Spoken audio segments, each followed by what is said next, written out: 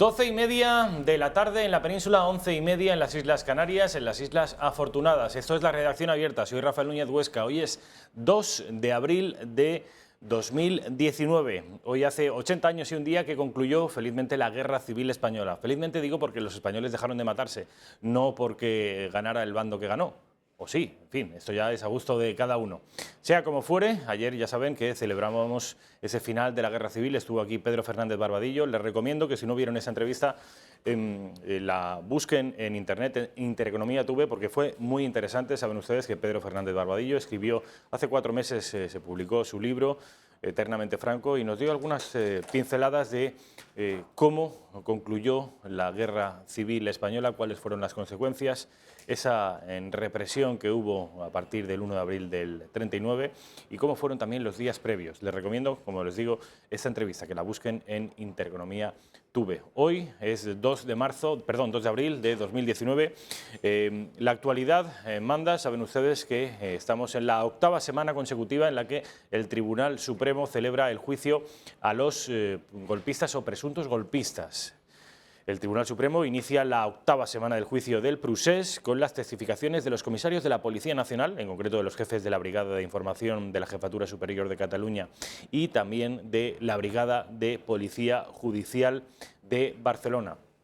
Saben ustedes que en los últimos días y semanas venimos escuchando a los testigos que aportan información muy relevante, algunos de ellos, tanto la policía como la Guardia Civil, incluso los Mossos d'Esquadra. El mayor Trapero proporcionó información que a los separatistas pues parece que no les gustó demasiado. Ha sido una decepción la plática, la conferencia, el testimonio del señor Trapero, pero no solo.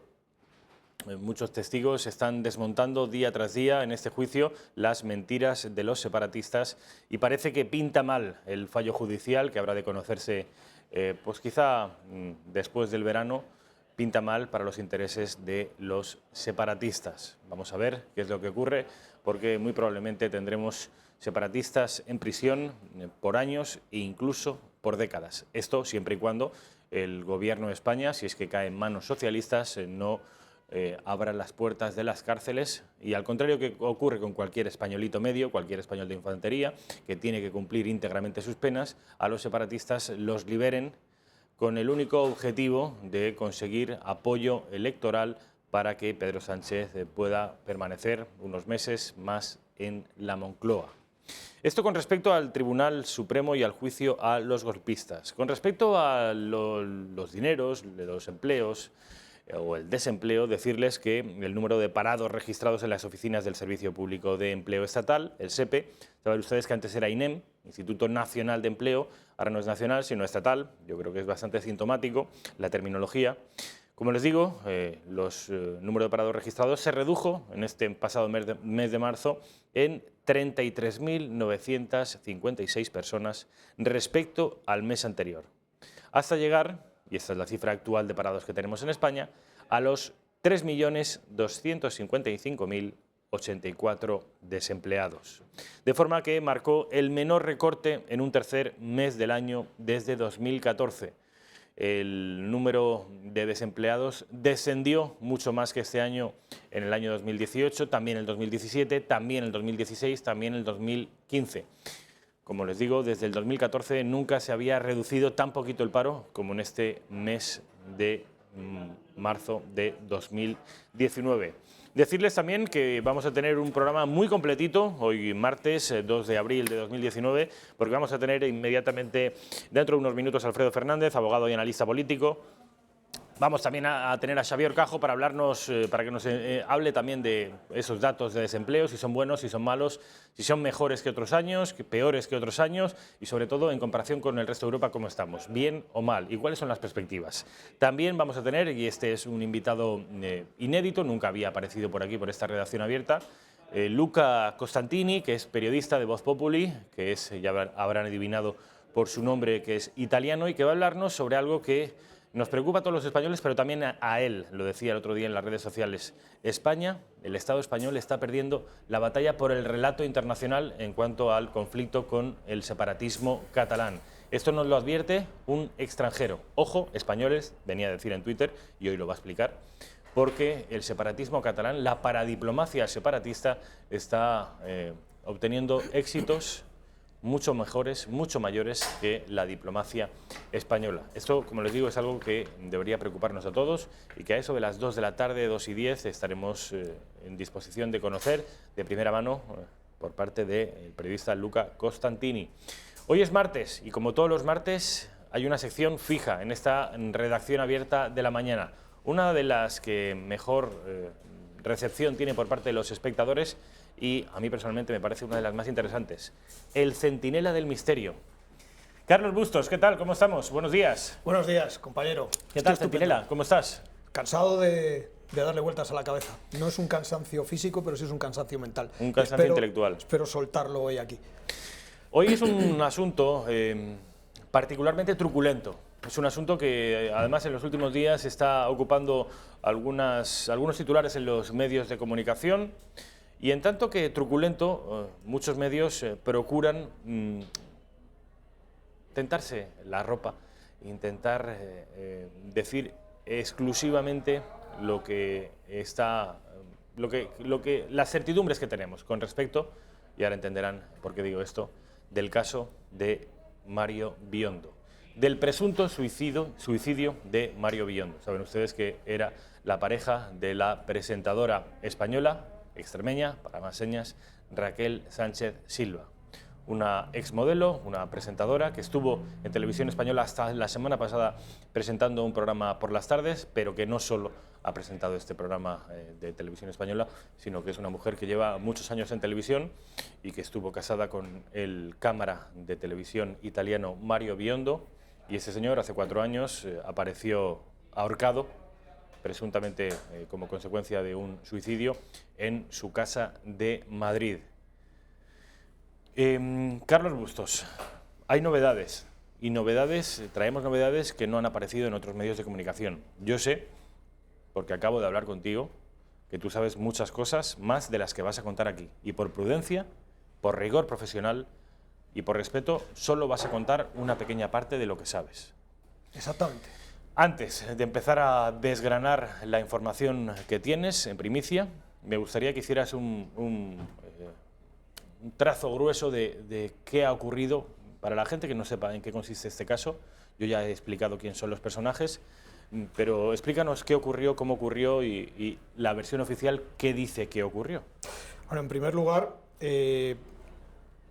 sí es verdad que pequeños recortes de prensa han hablado de esto últimamente, pero te puedo garantizar que vas a ser la primer programa de televisión que le dedique más de 1 minuto. Y yo creo que media hora, 40 minutos es estupendo. Y eso dice mucho del Grupo Intereconomía, dice muchísimo. Yo venía y vengo, pero bueno, venía más tranquilo y venía bien, venía dispuesto a contar siempre bajo el rigor, la educación y el respeto, porque no todo vale. Yo soy de los que prefiere honra sin barcos que barcos sin honra, pero ya me he desayunado con un Twitter que me ha revuelto las tripas y ha sacado la vehemencia que tenía guardada y que había dejado en el cajón de mi despacho, la ha sacado. Y lo voy a leer literal, en italiano. El Twitter es de Santina Biondo, es de esta mañana, lo he visto esta mañana, puede ser de por la noche.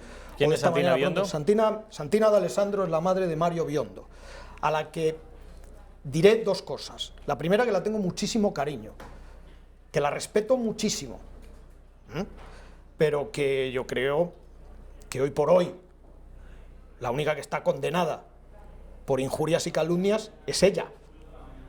¿De acuerdo? Es ella.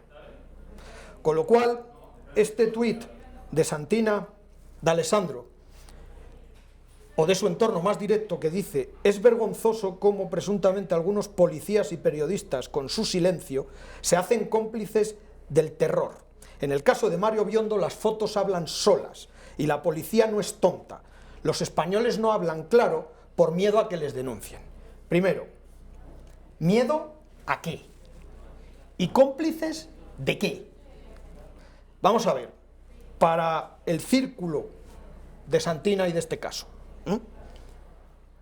En España, afortunadamente, todavía existe la presunción de inocencia. Hoy por hoy, la señora Silva Raquel Sánchez Silva, ¿vale?, no ha sido juzgada aquí, en España. Que un italiano, que un círculo italiano hable de la prensa española con sorna, ellos, en Italia, de la justicia española, los periodistas italianos, o los jueces italianos, que son los reyes de la corrupción, sin presuntamente, en Europa, pues me parece como mínimo un poco fuerte. Y también decirle que también, en un Estado de Derecho, las injurias y las calumnias son delito. E insisto, hoy por hoy, la única denunciada y condenada por injurias y calumnias y por un juicio paralelo más que cruel a Raquel Sánchez Silva ha sido la familia Biondo. Si Raquel es culpable o inocente, ni los periodistas españoles, ¿de acuerdo?, ni los periodistas italianos lo vamos a decir, lo contaremos, pero no vamos a dictar sentencia, lo hará la justicia. Con lo cual, los juicios paralelos y los insultos a Raquel, desde puta drogadicta hasta otras cosas que la familia Biondo ha hecho público en las redes sociales, eso no lo ha hecho ni los periodistas españoles ni la justicia española. Con lo cual, insisto y remato, quien está juzgado por ahora y condenado es la familia Biondo. Dicho esto, Santina, Mario no se suicidó. Dicho esto, Santina, a Mario, como mínimo, supuestamente, un homicidio imprudente, o un homicidio imprudente. Vale, lo dejamos ahí. Presuntamente. Presuntamente, sí, lo he dicho, ¿vale? Estoy totalmente de acuerdo con la familia de Mario Biondo. Estoy totalmente convencido de que Mario Biondo no se suicidó. Y estoy totalmente convencido también de que Raquel Sánchez Silva no lo mató con sus propias manos. Raquel Sánchez Silva no es el arma ejecutora, ¿vale? Yo he sido de los que ha defendido, y por ello se me amenazó de demandar, estoy esperando la demanda, además la deseo, la demanda, de que probablemente fuera una asfixia sexual que supuestamente se fue de las manos, ¿vale? Sigo sin descartarlo, pero ocurre una cosa, y es que, nos guste o no nos guste, ese suicidio por ahorcamiento, donde un forense español llamado José María Abenza Rojo hizo una chapuza, una auténtica chapuza de autopsia, y se demostró, y Lluís Duque hizo un informe maravilloso en el que se basa la Fiscalía italiana y ha metido a trámite y el caso está abierto. Ahí, gracias a todo eso, se están descubriendo cosas que demuestran, ¿vale?, que como mínimo Mario Biondo no murió ahorcado por una pasmina que aparece en las fotos y que aparece en el informe chapucero de Luis Abenza Rojo. Luis Abenza Rojo, por cierto, demandado por la familia Biondo, demanda admitida a trámite, por, digamos, mala praxis y por falsificación de la firma del dictamen forense de Mario Biondo. Con lo cual, ya empezamos mal. Algo gordo hay aquí. Algo gordo hay aquí, Rafa, queridos televidentes. Algo gordo hay porque la justicia italiana ya ha abierto una vista, porque Raquel ya ha ido a declarar, que tenemos un extracto de una de las declaraciones. Cuando quieras de lo Raquel. ponemos, Vale, ya ha ido a declarar y ha caído en un montón de contradicciones, ¿vale? Pero un montón de contradicciones, y se están descubriendo mentiras y se están descubriendo cosas que presuntamente son las que, sintiéndolo mucho, presuntamente pueden dar con los huesos de Raquel en la cárcel. Hay terceras personas, está más que demostrada la relación, y que Raquel Sánchez Silva, y aquí no voy a utilizar la palabra presuntamente porque sale en la vista del juicio en Italia, la relación de Raquel Sánchez Silva con un narcotraficante, donde ella en su propio teléfono guardaba ese teléfono y ese número de teléfono de este narcotraficante. Pero que lo guarde no significa que tenga una relación con él. No estamos hablando de una relación sexual, estamos hablando que ella niega en todo momento que no conoce a ningún narcotraficante, lo niega en la sala. De hecho, cuando veamos el vídeo te vas a quedar con la boca abierta porque lo niega, y el fiscal se enfada de tal manera que le dice: andes usted con ojo, está en italiano, pero yo lo entendí, lo entendí y lo entiende muchísima gente, ¿no? Ándese usted con ojo, señora Silva, porque esto se llama entorpecimiento a la justicia, y usted está diciendo que no conoce a este señor cuando en su teléfono móvil, tiene infinidad de SMS con este señor. Con lo cual, doña Raquel, cuidado, que esto es un motivo de una querella contra usted, de que usted sea enjuiciada y que usted sea causada por algún que otro motivo, Rafa. Ese vídeo al que te refieres, en la justicia declarando Raquel Sánchez Silva ante un tribunal italiano, ¿lo vemos? ¿Quieres verlo ya? Yo no tengo ningún problema en verlo ya. Venga. Adelante. Es un vídeo para poner en contexto a la gente. Es un vídeo en el que comparece Raquel Sánchez Silva, la viuda de Mario Biondo, y en el que presuntamente aparecen una serie de contradicciones entre su testimonio y lo que en realidad ocurre. Ella dice que no conoce a este señor narcotraficante, ¿español o italiano? Italiano. Te diré el nombre. Y parece que el fiscal le dice que sí, necesariamente ha de conocerlo porque tiene su contacto en el teléfono móvil y porque además se intercambian mensajes. Esto, como digo, no lo dice el Centinela del Misterio, no lo dice Intereconomía ni la Redacción Abierta. Aparece en este extracto. Hizo varias llamadas repetidas a un número de teléfono con un nombre. E chi era quest'uomo? Alguien me dijo que era alguien que vendía droga. Questo che gli avrebbe venduto la droga a Mario, poi l'ha saputo come si chiamava? No, no me acuerdo. La signora ha questo numero di questo che dovrebbe essere uno spacciatore di droga dal 2008, quindi come fa a dire che non lo conosce se ha il numero memorizzato nel suo telefono? Ci sono anche numerosi SMS dal 2008 direttamente tra la signora e questo che hanno ad oggetto lo scambio di sostanze stupefacenti. Y es mi intimidad, no me acuerdo. Non è intimidad, Bueno, è sì. molto quello. Venga, por favor, quell'intimità. risponda. Yo no me acuerdo. Que no recuerda. No. Quindi non ricorda che conosceva dal 2008 questo Nacio che a noi serve per vedere se la signora è attendibile o meno, giudice, eventualmente anche incriminarla in Italia. Forse non ha capito. Finendo questo interrogatorio, se lei continua le sue contraddizioni, potrebbe essere indagata per omicidio in Italia. Non l'ha capito evidentemente. No capito, evidentemente. Me parece que no ha entendido, Raquel, que la van a condenar o que la pueden juzgar por homicidio en Italia. Parece que no lo ha entendido. Esas contradicciones, no recuerdo. Tienes un montón de SMS con un camello que solo han dicho el nombre, yo digo el apellido, Nacho Leonardi. ¿Vale? Estaba su nombre y apellidos en el teléfono de Raquel Sánchez Silva de una manera, además con una relación de SMS. Mira, presuntamente, esto sí voy a utilizar la palabra presuntamente, yo no estoy diciendo que sean amigos. Bajo ningún concepto se puede decir que Raquel Sánchez Silva y este supuesto narcotraficante o camello sean amigos. No, no estoy diciendo eso. Pero que la relación era constante, sí. Que probablemente y presuntamente se está tachando a Mario Biondo del que era realmente el adicto a la droga, cuando la que tenía una peligrosa adicción supuestamente era la verdadera Raquel. Era Raquel Sánchez Silva verdaderamente. ¿Por qué dices que Raquel tenía una adicción? Bueno, pues voy a entrar en un terreno pantanoso, presuntamente. Yo tengo una fuente, que no voy a decir quién es, evidentemente, salvo que me lo pida un juez.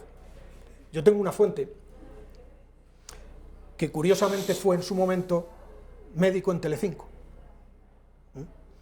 Y esto contrasta y coincide con lo que me cuentas varias fuentes más. Y es que más de una vez, antes de grabar Raquel medía unos 70 y mucho, unos 80 y pesaba 47 kilos.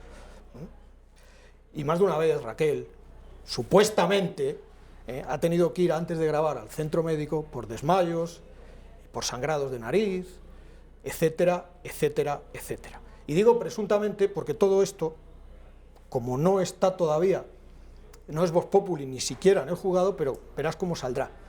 Verás cómo saldrá. Mi intuición y mi opinión es que presuntamente el drogadicto no era Mario Biondo. Quien verdaderamente tenía un problema con la droga era Raquel Sánchez Silva. Y esto lo digo bien alto y bien claro. Vale. Has dicho muy bien tú, Rafa, que has contado muy bien la cronología. ¿Quién es Mario Biondo? ¿Quién es Raquel Sánchez Silva? Has dicho muy bien que la familia jamás creyó que eso fue un suicidio. La familia luchó enconadamente por conseguir que se esclarecieran los hechos y consiguen que se exhume, fíjate, después de tantos años, 4 o 5 años, se exhuma el cuerpo de Mario y consiguen que se le practique una tercera autopsia y consiguen además que a Benza Rojo sea encausado por negligencia, en este caso por mala praxis y por falsificar una firma de ese mismo informe. Todo esto lo consigue Santina, que es una luchadora y una gran mujer, todo esto lo consigue luchando contra la propia Raquel, que desde un primer momento se niega a cualquier cosa. Estoy totalmente convencido de que si Raquel hubiera sido mucho más cariñosa, más condescendiente y un poquito más humana con la familia de Mario, probablemente la familia de Mario no hubiera movido esto. Pero ciertos movimientos sospechosos, como evitar bajo todos los conceptos que fuera incinerado. Bueno, si es incinerado se acabaron las pruebas. Evitar, no, intentar, quieres decir. Intentar bajo todos los conceptos que fuera incinerado. He dicho evitar, lo siento. Intentar bajo todos los conceptos que fuera incinerado. La familia lo evitó y se lo enterró, no fue incinerado, y gracias a eso se ha podido desenterrar, exhumar el cadáver y volverle a hacer una tercera autopsia. Y demostrar que lo que hizo Abenzarojo fue una auténtica chapuza. Te voy a leer un escrito de la familia, muy rápido. A día de hoy la familia sigue manteniendo la tesis del homicidio. Ya no habla de un accidente erótico posible, hablan de homicidio. Y en algunos foros hasta utilizan la palabra asesinato, que es totalmente diferente. Y dicen, el retraso del resultado de la autopsia se debe a otras graves negligencias encontradas y que en breve se sabrán en cuanto el juez italiano lo autorice. ¿Vale? O sea, yo estoy totalmente convencido de que hay algo tan sumamente gordo, Rafa, y yo sé lo que es, pero no lo voy a contar. No lo voy a contar bajo ningún concepto, que va a temblar y que Raquel va a tener que tener muchísimo cuidado, me cachis en la mar. Y mira que lo siento, para que luego digan que los periodistas españoles somos cobardes y que tememos más a una demanda que a un nublado. Yo he sido de los que más ha atacado a Raquel y es mi compatriota. Y particularmente simpatía por la justicia y por los periodistas italianos tengo muy poca. Rafa, ¿por qué hemos llegado hasta aquí? Pues mira, por las mentiras y contradicciones en las que ha sido pillada Raquel Sánchez Silva.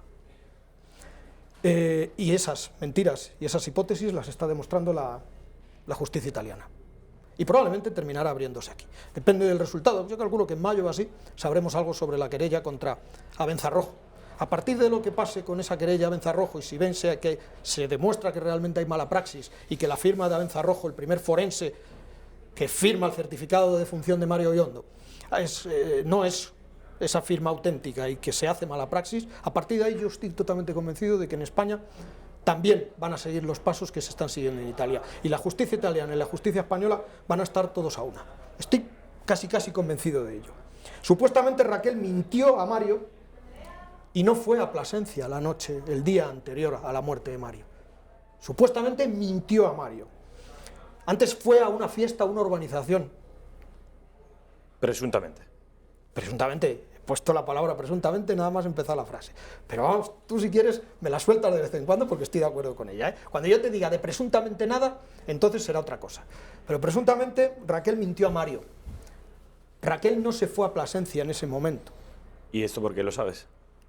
Porque por lo visto hay testigos que ven a Raquel presuntamente en la finca, la famosa urbanización de Pozuelo de Alarcón, con un gran famoso, que te he dicho el nombre, y que si quieres digo las iniciales. No. Tampoco digo las iniciales. Venga, perfecto. Eso sí es verdad. Después Raquel, como coartada, supuestamente, esto no hay supuestamente porque se hizo unas fotos en Plasencia, en su tierra, en el famoso colegio. Pero no se fue ipso facto, como le dijo a Mario, me voy a Plasencia. No. Antes primero se fue a esta urbanización, que es una urbanización, para los que no sean de Madrid, la finca es quizá la urbanización más lujosa de España y es posible que también de Europa.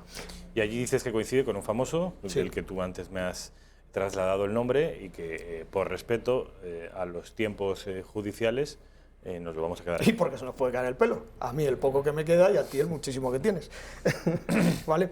Dices que la noche anterior estuvo Raquel Sánchez Silva, le dice a su marido, me voy a Plasencia, a mi tierra, ella es de allí, y en lugar de irse a Plasencia se va a la finca. Y después de estar en la finca... Sí va a Plasencia, se hace una foto, cumple coartada y vuelve. Y vuelve. Presuntamente. ¿Y Mario ya estaba Mario muerto? está en casa tranquilamente. ¿Pero cuándo muere Mario? ¿Esa misma noche? Mario supuestamente muere esa misma noche, pero vamos a ver cómo muere. ¿Llegamos a ello? ¿Te apetece que lleguemos a ello? Sí. Antes de saber cómo muere, teóricamente, y según la hipótesis de Abenzarojo, muere ahorcado. Esto parece que empieza a desmontarse. Pero antes de empezar a desentrañar... Ahorcado y degollado muere. Ahorcado y degollado muere. Suicidio, accidente, homicidio... Quiero Homicidio que involuntario, hace unos cuantos meses, cuando este asunto no tenía la trascendencia que hoy tiene, tú ya pusiste la lupa sobre él y celebramos un centinela aquí en la redacción abierta en el que estuviste tú y estuvo tu tocayo Carlos Cuadrado. Criminólogo. Que es criminólogo, psicólogo. Y ¿recuerdas las palabras de Carlos respecto a la personalidad de Raquel Sánchez Silva? Sí, ¿Qué decía? una personalidad psicopática. Decía que él... que consideraba que tenía rasgos psicopáticos y que era una mujer fría y calculadora y probablemente cruel. Esas son las palabras de un criminólogo forense, psicólogo, que bueno, desde luego sabe muchísimo más que yo de esto. A lo mejor tiene menos sentido común que yo, pero desde luego sabe muchísimo más que yo de esto. Técnicamente está muy por encima de nosotros. Bueno, vamos al Pero asunto. todos tenemos un psicópata guardado dentro en potencia y todos tenemos mucha mala leche cuando nos pisan un callo, ¿eh? No sé si eso es motivo suficiente para ir asesinando a alguien, ¿eh?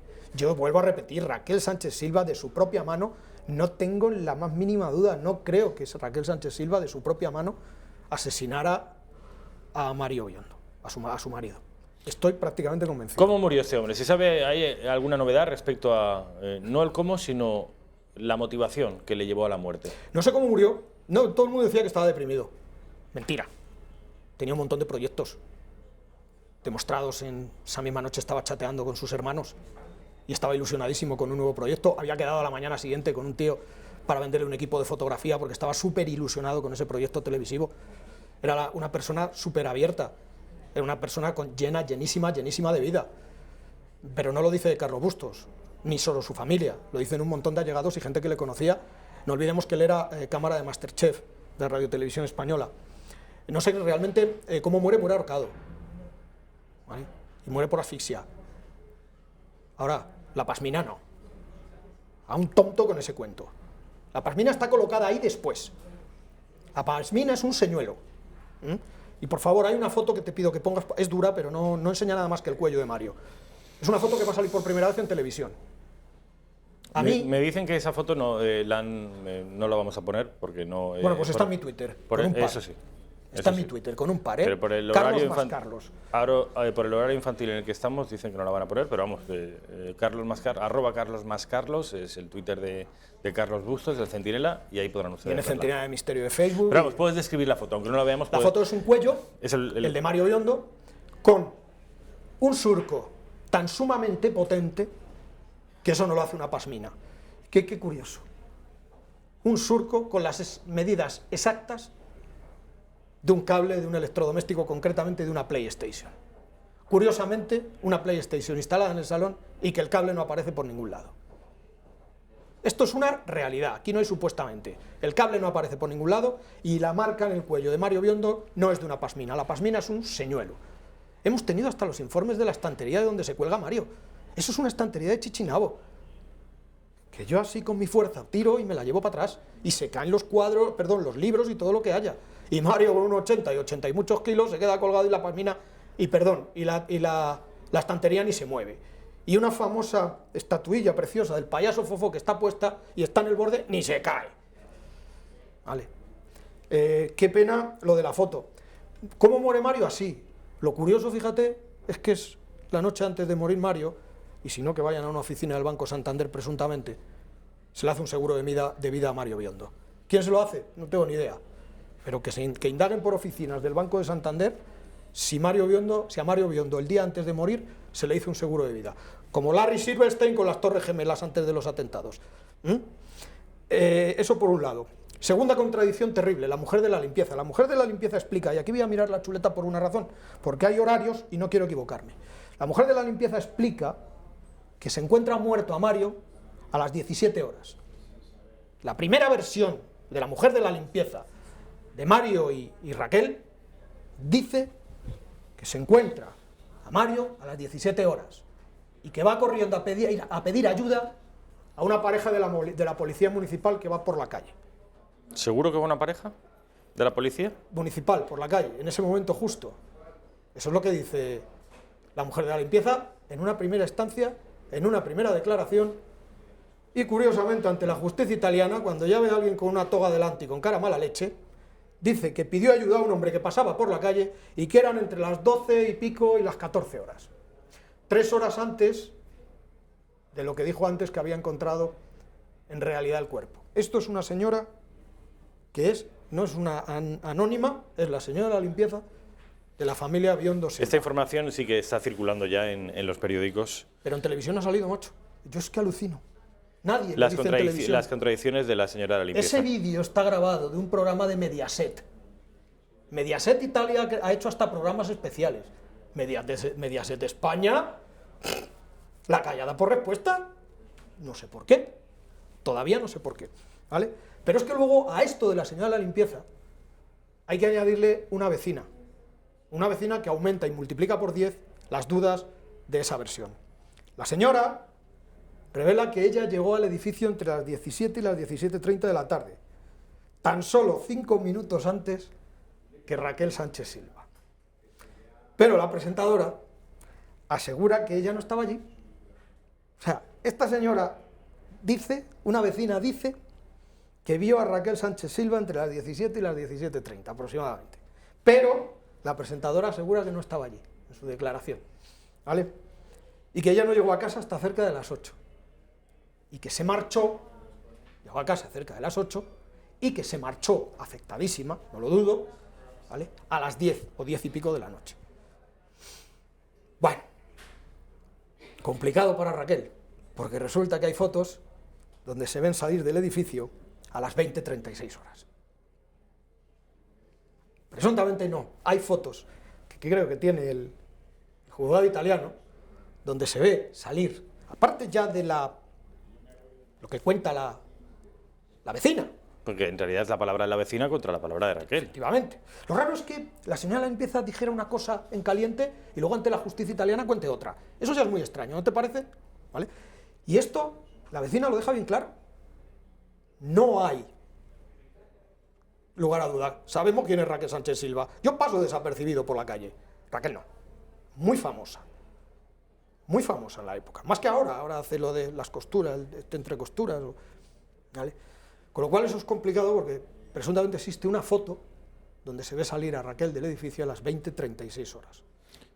Cuando dice que se va antes de las 8 hasta Esa foto que dices que existe, ¿por qué lo sabes? ¿En el juzgado en Italia se ha hablado sobre esa foto? Sí, existe esa foto. Yo, como no la he visto, digo presuntamente, para que tú te quedes tranquilo y durmamos mejor esta noche, ¿vale? Y lo más inquietante es que esa misma vecina dice que escuchó gemidos muy fuertes. Pues no sé, una película que tenía el volumen muy alto, gemidos muy fuertes, tirando a sexuales, en la noche que Mario Biondo murió, en la casa de Raquel. Eso por un lado. Raquel siempre pensó que había sido un accidente. Ha sido un desgraciado accidente. Hay declaraciones de Raquel en estado de shock, no sabía lo que decía. Vale, admitimos pulpo como animal de compañía. Pero Raquel siempre ha dicho que ha sido un desgraciado accidente. Pero no había sido un suicidio. Los suicidios por accidente, salvo que. Pero ahora no. Ahora Raquel, hay por ahí una hemeroteca muy curiosa donde dice que defiende la teoría de la asfixia autoerótica. Raquel, de estar conforme con el dictamen de Abenza Rojo de primero suicidio, luego se le escapa lo de desgraciado accidente, supuestamente también, venga, ¿vale? Ahora también supuestamente va diciendo por ahí que es una asfixia autoerótica. Como decía Lelutiers, analicemos la frase, autoerótica. Vamos a ver. Para ser autoerótico... Pero esas declaraciones que ha dicho Raquel, ¿dónde están recogidas? Están en internet y están en medios, pues por aquí los traía. El Español, ABC, La Vanguardia, todo eso lo reflejan esos medios, ¿vale? Y me parece que hasta en el juicio. Bueno, autoerótica. Te vuelvo a repetir. Autoerotismo, asfixia auto. Uno mismo se produce ese placer. Que yo sepa, cuando uno mismo se produce placer, después de haberse autoasfixiado, no se viste. Y el cuerpo de Mario Biondo aparece con su ropa interior bien puestecita, porque están todas las fotos por ahí que no me dejas poner, ¿vale? Aparece con su pijama bien puestecito, con sus calzoncillitos debajo del pijamita, y sin restos, sin ningún resto de esperma ni en el pantalón, ni en la ropa interior, ni en su mano, ni por cerca de donde estaba Mario. Con lo cual, autoerotismo, asfixia erótica que se va de las manos, venga, yo apuesto por eso, aunque me venga una demanda, perfecto, aunque mis amigos y mis fuentes me dicen que te lo quites ya de la cabeza, que a Mario le golpearon supuestamente con un objeto romo, y en el momento en que estaba con el sentido ya medio perdido, es cuando es ahorcado con el cable de la PlayStation. No ahorcado, autoahorcado, suicidio. Es ahorcado, eso me cuenta mucha gente. Y me lo cuentan. Yo no lo pienso, pero me lo cuentan. Dicen, quítate ya de la cabeza, palabras textuales, lo de la asfixia autoerótica. Bueno, lo de la asfixia autoerótica, claro que me lo quito de la cabeza, porque alguien que está jugando con la asfixia para conseguir el mayor orgasmo del mundo, y una vez te lo comenté con la película El Imperio de los Sentidos, que por lo visto el orgasmo es terrible, ¿vale? Si llegas a vivir para contarlo. Pero claro, Mario no llegó a vivir para contarlo, ¿vale? Pero coño, no llegó a vivir para contarlo, pero sí para vestirse.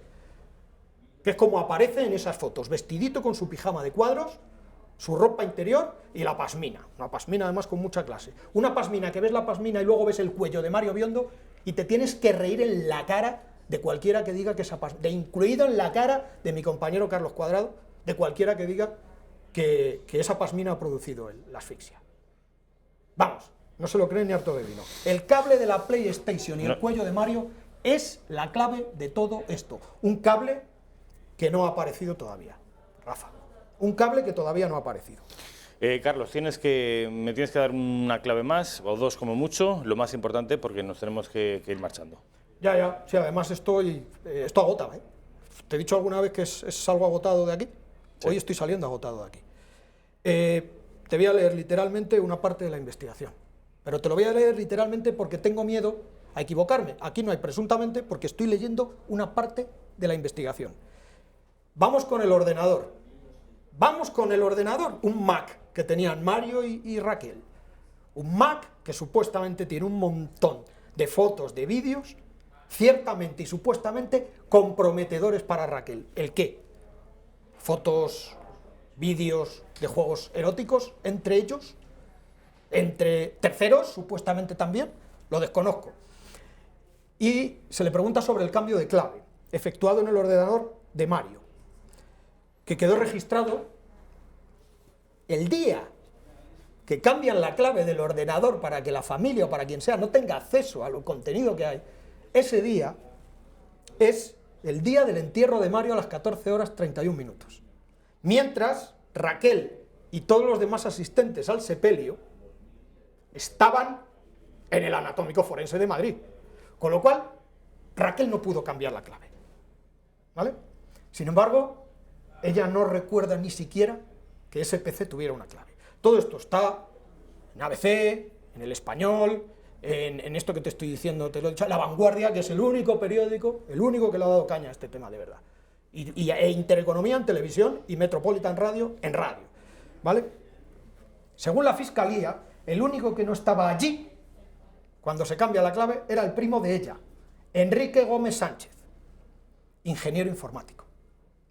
Según responde Raquel ante la Fiscalía, lo único que borró fueron imágenes y vídeos personales de ella, ya que quería que el portátil se lo quedaran los Biondo, pero sin sus fotos más íntimas. Pero, al tratarse de un PC de la marca Apple Mac, los expertos pudieron averiguar que los trabajos realizados en el ordenador, fueron obra de alguien con exhaustivos conocimientos de informática. Tú y yo, cuando queremos borrar de nuestro ordenador un archivo, una foto, borrar, no, ya está borrado. Iba a decir un taco, por los cojones, No, si quieres borrarlo de verdad y que le tenga mucha dificultad quien sea para volver a recuperar ese archivo, hay que hacer otras cosas. Y eso no lo podemos hacer ni tú, ni yo, ni nadie. Eso lo tiene que hacer un experto en informática. Así Raquel asegura que su primo, ingeniero informático, fue quien la ayudó a limpiar los ficheros, pero no recuerda que hubieran cambiado la clave. Resumo, la clave se cambia cuando Raquel está en el Anatómico Forense con la familia de Mario. El único que no está es el ingeniero informático, familia de Raquel Sánchez Silva. ¿Vale? Resumiendo, yo sé lo que había en esos La familia sabe lo que había, la justicia italiana sabe lo que había, mis fuentes saben lo que había, y no lo voy a contar por decoro. No lo cuentes. Pero supuestamente es muy grave, y supuestamente eso que descubre Mario Biondo es lo que le causa la muerte. Nos vamos a quedar ahí, Carlos. Nos vamos a quedar ahí con esas imágenes o esos vídeos, esos documentos gráficos, audiovisuales, que son, a juicio de Carlos Bustos, la razón última por la que Mario Biondo pierde la vida. Y el contenido, ¿tú lo conoces? El contenido yo te lo he contado en la puerta de Intereconomía mientras te fumabas un cigarro, ¿vale? Presuntamente. Que sea un juez. Desde luego. El que lo cuente. Y sobre todo, Santina, que de verdad, que te quiero mucho. Santina, que te quiero mucho y que comprendo tu dolor, que es durísimo perder a un hijo. Pero coño, no es todo lo mismo matar al mensajero, que lo único que estamos tratando es eso, de a unos la presunción de inocencia y otros curarnos en salud para que no nos acusen de injurias y calumnias, como a ti, que te acusaron y te condenaron. Carlos Bustos, como siempre, mil gracias. Mil gracias a ti, sois la leche. Por tu tengo que investigación. estar feliz de venir aquí porque no por... nos mordéis, no nos hacéis que nos mordamos la lengua. Publicidad, y a la vuelta estamos con Alfredo Fernández, abogado, analista. Vamos a hablar de política, a la vuelta de Publi.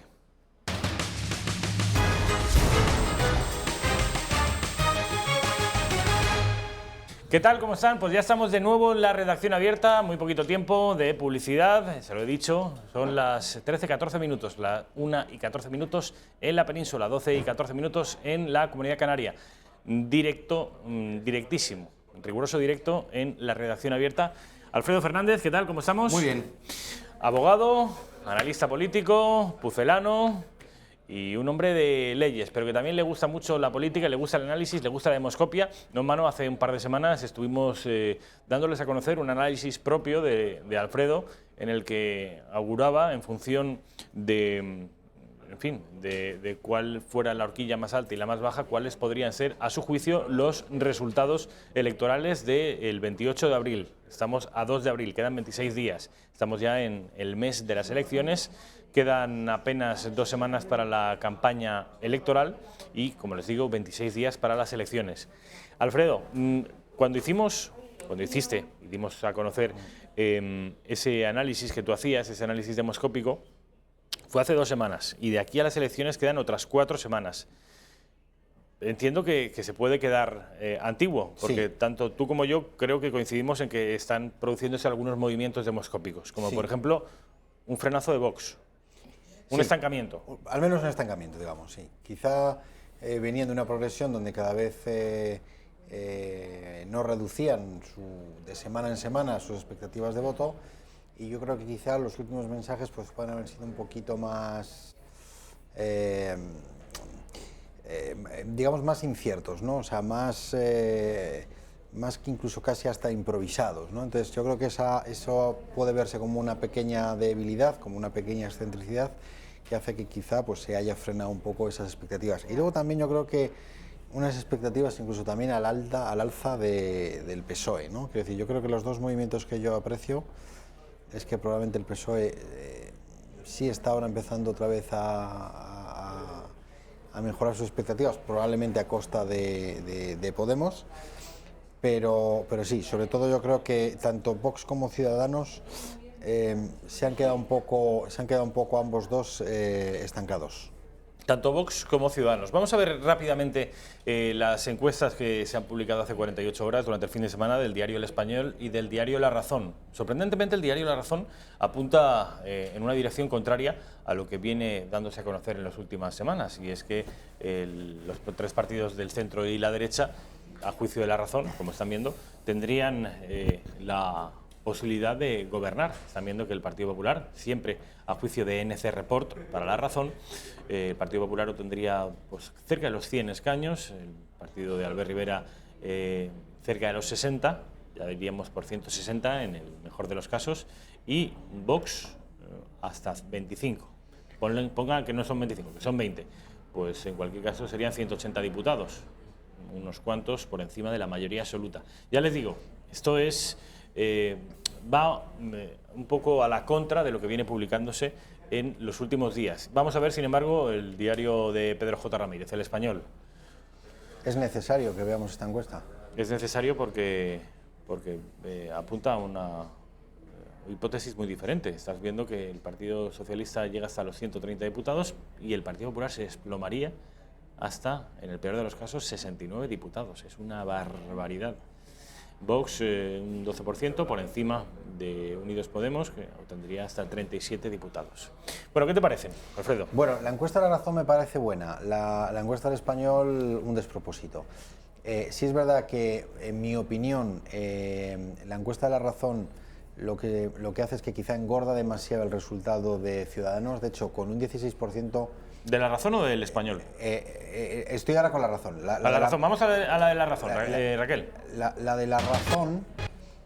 Bueno, podemos ir por la del Español, si no, también. No, espérate. Vamos a ver, Raquel, ponme la de La Razón, porfa. Esta es la de La Razón, Alfredo. Esta es la de La Razón. Vale, sí. Esta de La Razón, efectivamente, en mi opinión, con un 16,5% me parece muy alto el número de diputados que obtienen. 56-59 se me antoja muy alto, teniendo en cuenta que tiene una desproporción muy grande del voto, de la diferencia que hay entre el voto urbano al voto rural.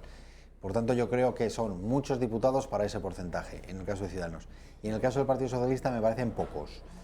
El resto más o menos podría ser. En mi opinión, Podemos para mí tiene un suelo que es 31 diputados, yo creo que menos de 31 es muy difícil que obtenga. Vox sí podría ser 22, 25, podría ser incluso 26, que es lo que dijimos aquí, o incluso 32, que era el mejor de los escenarios. Por tanto, no es tampoco mucho la diferencia. Y Partido Popular menos de 91 creo que es también imposible. Con lo cual, esta encuesta sí podría aproximarse en algunas cosas, salvo que Ciudadanos está, en mi opinión, demasiado engordado en esta encuesta. Es decir, que tú eres de la opinión de que el centro derecha y la derecha estarían en condiciones de gobernar. Yo digo que se encuentran en una horquilla que yo creo que va entre los 170 y los 178 aproximadamente. Es decir, que podrían llegar a la mayoría absoluta o podrían quedarse ligeramente por debajo de la mayoría absoluta. El problema que tiene el centro derecha y la derecha, es decir, Ciudadanos, el Partido Popular y Vox, es que si ya iba a ser un esfuerzo gigantesco, hercúleo, poner de acuerdo a estos tres partidos y a un PNV, que es la antítesis de estos tres, no se me ocurre qué otra alternativa habría más allá del PNV. Coalición Canaria, es posible, pero vamos, esta gente tiene un diputado. Sí. Es decir, o son estos tres o no hay gobierno. Si estos tres obtuvieran 175 diputados, que es la mitad de la Cámara, no habría gobierno de centro derecha. La verdad que los escenarios son verdaderamente trágicos, porque los bloques son tan graníticos, tan impermeables, hay tan poco intercambio de voto entre un bloque y otro, que ojo. Y además el único partido dentro del bloque de la derecha, que es Ciudadanos, que tenía la capacidad de atraer cierto voto moderado de la izquierda, parece a mi juicio que está cerrándose esa vía. Se ha ido, su estrategia es rechazar cualquier pacto con el PSOE y automáticamente también ha cerrado cualquier vía de acceso del progresismo en Ciudadanos. En fin, quiero que hablemos, Alfredo, de un asunto que ha estado y sigue al centro y a la derecha, le interesa que siga en la agenda mediática, y son las declaraciones de Miquel Iceta diciendo que en 10, 15 años como mucho la sociedad española estará ya en condiciones de asumir un referéndum de secesión, y que si ese referéndum no obtuviera el 65% de los votos favorables, España debería abandonar Cataluña y quebrar un Estado varias veces secular como es nuestro país. Quiero que escuchen en primer lugar a Pablo Casado diciendo que lo que dijo Miquel Iceta es meridianamente claro, y es la verdad, no la de Pedro Sánchez, la verdad es la de Iceta. El problema es que los nacionalistas con los que pactaba Pedro Sánchez, que ya desde luego eran muy peligrosos, no habían cruzado el Rubicón de la independencia y de reivindicar directamente la vía eslovena, es decir, la confrontación civil en España. Entonces, bueno, yo lo que quiero decir es que el señor Iceta ha sido muy claro. Y no solo ha avalado la estrategia de Sánchez de vender España a trozos, sino de venderla a plazos. Y ha fijado, casi alentando a que siga el adoctrinamiento educativo y la manipulación mediática de los medios públicos, ya ha alentado a que si en 10 años hay 65% de independentistas en Cataluña, habrá que consultar a ellos a través de un referéndum. A plazos vemos qué es lo que está negociando la IZ con Torra y con Puigdemont para decir que en 10 años, si siguen adoctrinando a los niños en la escuela, si siguen manipulando los medios de comunicación, si siguen haciendo toda clase de tropelías contra la Constitución, el Estatut y la ley, ellos les concederían la posibilidad de que hicieran un referéndum de autodeterminación. Eso es lo que dice el Partido Popular, que es el hegemónico dentro de estos tres partidos, que a la izquierda se ha referido como el trifachito. El segundo partido en importancia de ese bloque, que es Ciudadanos, a través de su portavoz en Cataluña, Inés Arrimadas, dice nada más y nada menos que Pedro Sánchez debería cesar y de inmediato a Miquel Iceta. Señor Sánchez, las declaraciones de su compañero Miquel Iceta son de las más graves que se han dicho en política en los últimos años. Si usted no le cesa inmediatamente es porque en el fondo el señor Miquel Iceta lo que ha hecho es verbalizar en público lo que ustedes plantean en privado. Ya lo hizo con los indultos y ahora lo hace con su plan. Ustedes han puesto fecha de caducidad a España. Ustedes han puesto precio a nuestro país y el precio es simplemente que usted siga en Moncloa. Pues bien, la única fecha de caducidad que tiene que haber aquí es la del 28 de abril. ¿Qué te parece, Alfredo? Pues sí, yo creo que tienen razón tanto Ciudadanos como Partido Popular en la preocupación yo creo que es un problema más de una cuestión meramente intelectual y de conocimiento de la realidad. O sea, yo creo que los socialistas están convencidos que ellos son equidistantes del Partido Popular y de los independentistas, o sea, de las posiciones de los que ellos denominan nacionalismo español y nacionalismo catalán, que ellos son equidistantes y que su solución debe ser siempre salomónica de estar entre los unos y los otros. Cuando apoyaron el 155 lo hicieron totalmente a regañadientes, totalmente porque no les quedó más remedio, pero desde luego lo hicieron sin una voluntad clara, puesto que ellos sí que les indultarían. No tengo ninguna duda que están deseando. Si el mañana Tribunal Supremo dice que son absueltos, estoy absolutamente convencido que son felices. Pero además estoy convencido que el señor Iceta no va a ocultar que se alegra de que hayan sido absueltos. Entonces, evidentemente, incluso me atrevo a decir que el señor Iceta va más allá que de Sánchez. El señor Iceta está mucho más cerca de Esquerra Republicana, con quien podría pactar, que de Santiago Abascal, al que ni siquiera se sentaría nunca con él. Por tanto, creo que es una posición que es equivocada, porque no terminan de entender que esto ya no se trata del antiguo político de a ver qué doy a los catalanes para que se puedan contentar, que es que los catalanes independentistas lo que quieren es la independencia. Entonces, la independencia o existe o no existe, y no es posible que exista. No terminan de entender que no es posible la independencia, porque eso generaría un problema en la península absolutamente insalvable para la convivencia, para el futuro de nuestros hijos, incluso para la convivencia hasta pacífica. ¿Y si el problema de convivencia se genera manteniendo vía Código Penal a 2 millones de personas contra su voluntad dentro de un Estado al que no quieren? Sí, es cierto que desde la época del derecho romano lo que hemos aprendido es que no hay sociedad ni hay Estado sin justicia y sin orden. Por tanto, lo que tiene que prevalecer es la justicia y el orden, y eso se tiene que mantener al precio que sea. ¿Eso puede generar problemas de convivencia? Pues que los genere. Lo que no tengo ninguna duda que va a generar un problema de convivencia es otro escenario. Mira, una de las razones por las que, por ejemplo, aunque no llueve demasiado en Extremadura, no hay sequías, es porque en Extremadura, como en Salamanca, que tampoco llueve en exceso, hay unos pantanos inmensos. Y hay unos pantanos inmensos que recogen todo el agua del Tajo y del Duero por una sencilla razón, porque lo que hay 20 kilómetros más para allá es otro país que se llama Portugal. Eso choca con lo que sucede en el Ebro. En el Ebro no tiene una presa Hoover como en Las Vegas llenas de agua, porque lo que hay al otro lado, a 20 metros, es nuestro país, que es Cataluña. Y eso hace que el campo de Cataluña esté muy beneficiado, que los agricultores de Cataluña tengan mucho agua para sus riegos, y lo tienen por una razón, porque somos del mismo país. Si no fuéramos del mismo país, ¿qué nos impide a nosotros como españoles cortar el Ebro en Zaragoza? ¿Qué nos impide hacer una presa como la de Hoover y quedarnos el agua para dársela a Almería? Porque evidentemente mi compatriota es el de Almería, dejaría de ser el de Barcelona.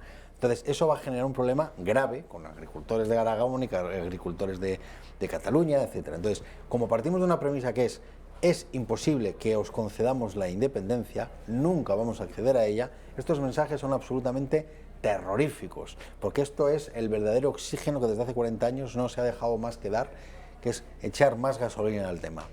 Un mensaje de responsabilidad de Iceta sería decir, aunque el 95% de catalanes votasen a partidos independentistas, el gobierno de España velará por ese 5% que quiere seguir siendo español. Ese es el mensaje que hay que dar. En ningún escenario usted va a conseguir nada. 13:24 a 13:27. Son los 3 minutos de este speech que me ha gustado mucho y que voy a pedir que lo corten, porque además nunca había escuchado, aunque tienes una lógica aplastante lo que dices de los pantanos, pero es muy interesante. Voy a pedir que lo pongan, te lo paso y lo movemos por las redes sociales. Quiero plantearte el siguiente escenario. Yo tengo para mí el convencimiento íntimo de que el tiempo juega en contra de los intereses de España y a favor de los intereses separatistas, en tanto que los niños catalanes están siendo a diario lobotomizados en una escuela catalana donde sufren y padecen un adoctrinamiento salvaje. Algunos un adoctrinamiento tibio, otros un adoctrinamiento radical y otros un adoctrinamiento, como digo, salvaje. Y en tanto que esto es así, y que generaciones de catalanes van pasando por esas escuelas y luego van adquiriendo la capacidad de discernir y de votar, es por eso que el tiempo juega en nuestra contra.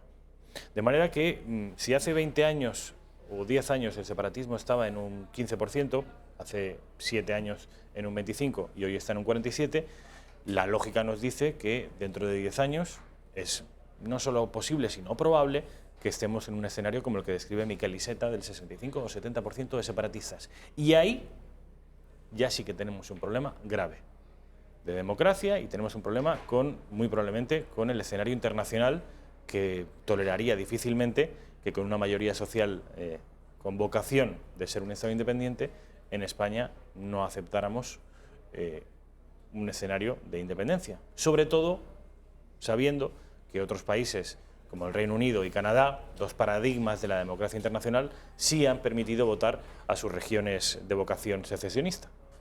¿Qué hacemos ahí? Claro. A mí solo se me ocurre meterle mano a la educación. Sí. De todas maneras, yo creo que son muchos los factores que todavía está demasiado en caliente todo para que lo podamos verdaderamente analizar. No sabemos exactamente el grado de frustración, de decepción que puede existir también en un conjunto de sociedad donde en cierta medida al final pues también ves que ha habido una parte de utilización del pueblo, etcétera, ¿no? Yo hablé con un amigo mío periodista que estuvo en Barcelona el día de las elecciones, que el día 2 de octubre venía absolutamente deprimido, hundido y dando por hecho que la independencia era cuestión casi de minutos, o casi de días, o casi de semanas. Estamos todos así, Alfredo, no solo ese periodista. Sí, no, y yo contagiado por ese sentimiento.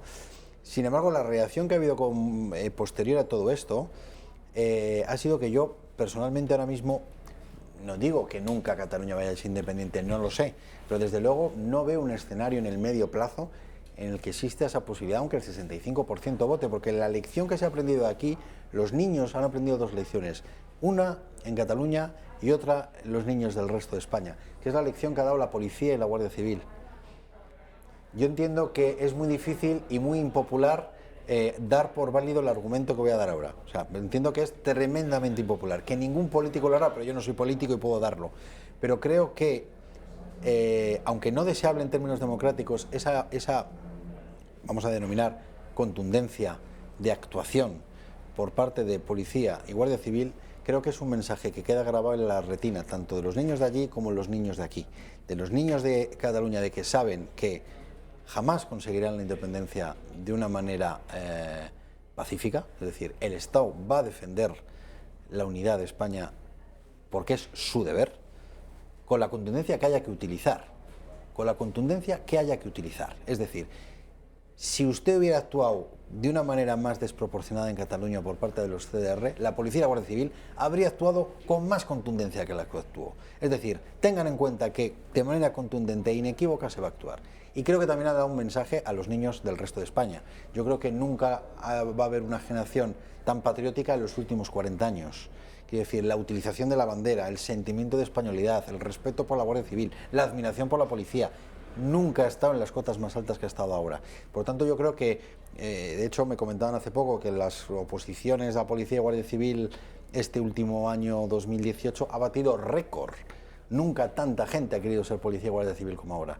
Por lo tanto, significa que también se ha generado un sentimiento... Una reacción, ¿no? Una reacción contraria. durante muchos años el nacionalismo ha crecido porque en España no había contestación, porque solamente los de Vox eran los únicos que se atrevían a levantar un poco la voz en favor de la patria. El resto, ni siquiera el Partido Popular, hacía un seguidismo por acción o por omisión de permitir todo lo que ha sucedido ¿Y eso ha cambiado tu juicio? Y eso yo creo que ha cambiado. Yo creo que además ha cambiado de una manera absolutamente irreversible. Hoy da gusto escuchar a un presidente autonómico del Partido Socialista, por ejemplo, de Castilla-La Mancha, de Extremadura, de Asturias, de Aragón, los 4, puede tener el tonto de Valencia, con perdón, que va un poco más por libre, pero la mayoría de ellos, en líneas generales, tienen un discurso interiorizado absolutamente pro-España y de que tenemos que estar unidos y que tenemos la obligación de defender nuestro país. ¿Sabes lo que decía tu amigo Salvador Sostres, articulista de ABC, polémico y controvertido articulista, aunque a mí me encanta leerlo porque escribe muy bien y lo que dice suele ser muy original? Decía Salvador Sostres que en esto, abundando en esto que tú decías, respecto de que los partidos constitucionalistas se han cansado de soportar el catalanismo, decía que por primera vez en 40 años uno de los dos grandes partidos, en este caso el Partido Popular, manda a Cataluña, estoy hablando de Cayetana Álvarez de Toledo, a una persona no con la intención de contentar a los catalanistas, sino con la intención deliberada y explícita de combatirlos. Esto no había ocurrido nunca. Y esto es poner definitivamente las cartas sobre la mesa. Verá, vamos a jugar cada uno con estas cartas. Vamos a ver quién gana. Esto es positivo. ¿Tú crees que es positivo? Yo no estoy seguro. Tampoco que estoy seguro de que sea negativo. No lo tengo claro. Bueno, hay otro asunto del que quiero hablar, que quizá para muchos analistas, muchos periódicos, quizá no tenga una importancia excesiva. Yo lo llevo siguiendo desde hace mucho tiempo, es un asunto que me interesa, porque creo que es más importante de lo que a priori parece. Esto no es simplemente una efeméride, la conmemoración de una gesta, que también, sino yo creo que va... El interés de este asunto tiene una magnitud mucho mayor, trasciende con mucho las fronteras de las efemérides históricas. Estoy hablando de diplomacia cultural, estoy hablando de relato cultural, relato histórico, relato patriótico, estoy hablando de la conmemoración de la vuelta al mundo de Elcano Magallanes, cuyo 500 aniversario se celebra este año 2019. Saben ustedes que aquella vuelta al mundo, liderada por Magallanes, de nacimiento portugués pero naturalizado español, se concluye por Juan Sebastián Elcano, español, de Guetaria, guipuzcoano. Bueno, pues han sido los portugueses los que se nos han adelantado, ellos sí que sienten un orgullo por su pasado, y propusieron a la ONU una conmemoración del proyecto, decían, portugués, de la primera vuelta al mundo que se produjo, como les digo, en 1519. Se ha producido, como consecuencia de esta iniciativa portuguesa, a algunos medios de comunicación, en particular el diario ABC, al que hay que aplaudir desde aquí, una reacción por parte, como digo, de los españoles y en particular de algunos medios de comunicación, reclamando para nosotros, para España, la patria potestad, si es que puede emplearse este término, de esa circunnavegación del globo. Estuvo durante algunas semanas esa polémica en los medios de comunicación portugueses y españoles, cada uno se tiraba los trastos a la cabeza, hasta que Bieito Rubido, al que aplaudo desde aquí, director de ABC, le dice a la Real Academia de la Historia de España, le dice, oigan ustedes, no entiendo que exista una asociación de técnicos, de historiadores, más idónea para que dilucide de quién es en realidad el mérito de la primera vuelta al mundo que se produjo. Y el fallo de la Real Academia de la Historia es que el mérito no es portugués, ni siquiera es compartido, sino que es un mérito exclusivamente español, en tanto que Magallanes estaba naturalizado español, en tanto que es la corona de España la que paga el viaje, y en tanto que los portugueses no solo no colaboraron, sino que procuraron, durante los 3 años que duró el viaje, torpedear e incomodar, e incluso hubo un intento de asesinato a Magallanes por sus compatriotas, torpedear, como digo, el proyecto. De manera que la Real Academia de la Historia de España dice, este proyecto de la Vuelta al Mundo es exclusiva y netamente español. ¿Qué ha ocurrido? Para sorpresa de todos, que el Gobierno de España, de Pedro Sánchez, por su cuenta y riesgo, y ignorando el dictamen de la Real Academia Española de la Historia, se junta y celebra una reunión con un historiador, y este historiador les dice que de española nada, que es en realidad una vuelta al mundo compartido con nuestros hermanos portugueses. Lo llaman una vuelta al mundo ibérica. Quiero que escuchen, en ese sentido, a la señora vicepresidenta del Gobierno en funciones, Carmen Calvo, asegurar que la gesta de Magallanes y el Cano es ibérica. Esto es lo principal. Vamos con los portugueses a celebrar esto. De española o de íntegramente española, nada, es compartida. Pero sobre todo me gustaría que, y te pido, Alfredo, que estés atenta a este vídeo, porque Carmen Calvo, al objeto de renunciar al carácter exclusivamente hispánico de la gesta, se monta un lío verbal de 3 pares de narices. No sabe al final ni lo que dice. Escuchen este minuto porque es verdaderamente estremecedor. Esta señora nos gobierna. Se trata, como decía el ministro, de darnos todo el tiempo necesario para recordar al mundo, en algunos casos seguramente será para informar de nuevas, de una gesta claramente ibérica, del esfuerzo europeo por las nacionalidades de todos y cada uno de los 239 que salen en las 5 naves, a una actitud abierta y de grupo, valiente y curiosa para descubrirnos a nosotros mismos, para cubrir por primera vez una mirada que abarcara absolutamente todo lo que somos y significamos como planeta. Y esta es una gesta y una información, para algunos de nuevas, como decía, importante y necesaria en este tiempo de globalización constante, de necesidad acuciante, de esforzarnos todos en la misma dirección para sacar adelante una humanidad que cada día está más estrechamente convocada a trabajar por su existencia. Es que no he entendido nada, no sé qué ha dicho. La conclusión más clara es que, no por es favor, española. voten a Vox, al PP, a Ciudadanos incluso, pero échenlos, que es la vicepresidenta de nuestro país. ¿Pero tú te has enterado de lo que ha dicho? A ver, aquí estamos 2 señores que hemos ido a la universidad, que, en fin, que tenemos algo de intelecto y de materia gris, y yo le prometo que no sé qué ha dicho. Yo sé que sí, que lo que ha quedado claro es que es una gesta ibérica, que no es española, que eso sería una cosa de fachas. Que es una cosa ibérica. Queda la aportación de Zapatero. Zapatero va a buscar un turco que fuera en el barco para hablar de la influencia de la cultura de civilizaciones, de la unidad del Islam y el catolicismo en hacer... Es que es surrealista. O sea, no, eso, lo de que incluir a un turco o incluir otras nacionalidades, lo hace el historiador de cabecera del Gobierno, que es José Álvarez Junco, que es un historiador catalán, autor de un libro que a mí me gustó mucho, que se llama España Mater Dolorosa, que es un libro que está, en fin, afectado por la leyenda negra, pero digerible. Bueno, pues este historiador, en esa misma conferencia de prensa, junto con un historiador portugués, viene a decir que sí, que era una cosa de España, de Portugal, o de Portugal y España, y 200 nacionalidades más que había en aquellos barcos. Vean. Ven, no me has encaminado.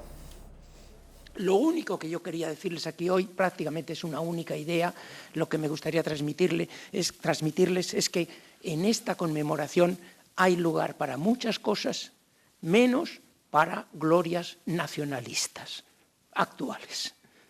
Porque esto no dice nada en favor de España en concreto, de Portugal en concreto. Primero, España no existía, la corona de Castilla. Claro que había habido la unión de reinos en una sola cabeza, pero quien está controlando el comercio americano y quien rivaliza con Portugal, el rival de Portugal no es España, es por supuesto Castilla, ¿no? Es decir, los sujetos políticos actuales no son los de entonces, ¿no? La misma palabra España, que se utiliza ya entonces, no significa lo que hoy, que es la península ibérica menos Portugal. Entonces la palabra España significaba península ibérica, incluido Portugal, por supuesto.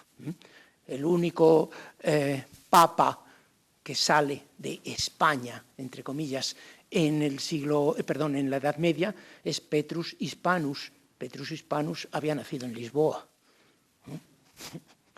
En términos actuales no era un español técnicamente, es decir, las palabras, incluso cuando existen las mismas, no significan lo mismo que ahora.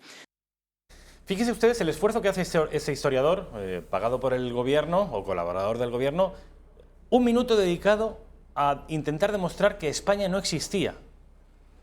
Y por supuesto esa gesta no podía ser española, como mucho portuguesa y castellana, pero no española. ¿Tú crees que algún país es capaz de hacer esto contra su propio país? ¿Los franceses te los ves haciendo esto? No, yo creo que es imposible. Yo creo que es imposible. ¿Qué te parece esto? Quiero que me seas sincero.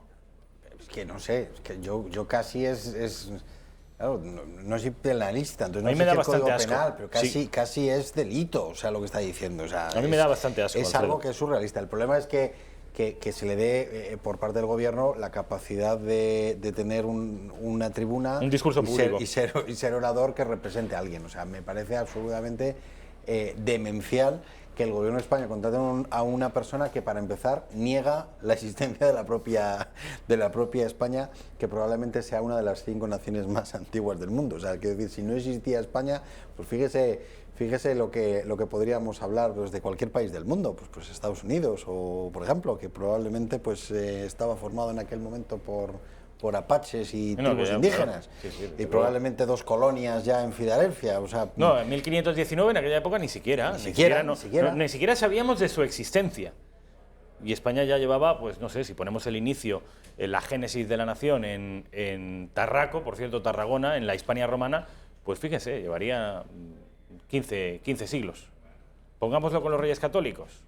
Bueno, pues, pero es absurdo porque además cuando tú coges, por ejemplo, pues series de actual, Juego de Tronos, una serie de máxima difusión, pues si en la base sobre la que se realiza los guiones es la historia de la construcción de España, o sea, el gran reino de la serie Juego de Tronos está inspirado en toda la casuística de reinos, los propios guionistas reconocen que toda la política de casamientos está inspirado en la política de casamientos de Isabel la Católica, que más o menos tiene incluso, a ver, hay partes que están desvirtuadas, ¿no? Pero los reinos que se asemejan a lo árabe es por también la cultura de la influencia de la Reconquista que hubo aquí en España, es decir, que guarda mucha relación. Bueno, de hecho, a nivel incluso de grabaciones, muchos de los sitios que han utilizado están vinculados a distintos puntos de España, ¿no? Entonces, que incluso haya series a nivel internacional que se inspiren en la relación de los reinos de la construcción de España como reino único,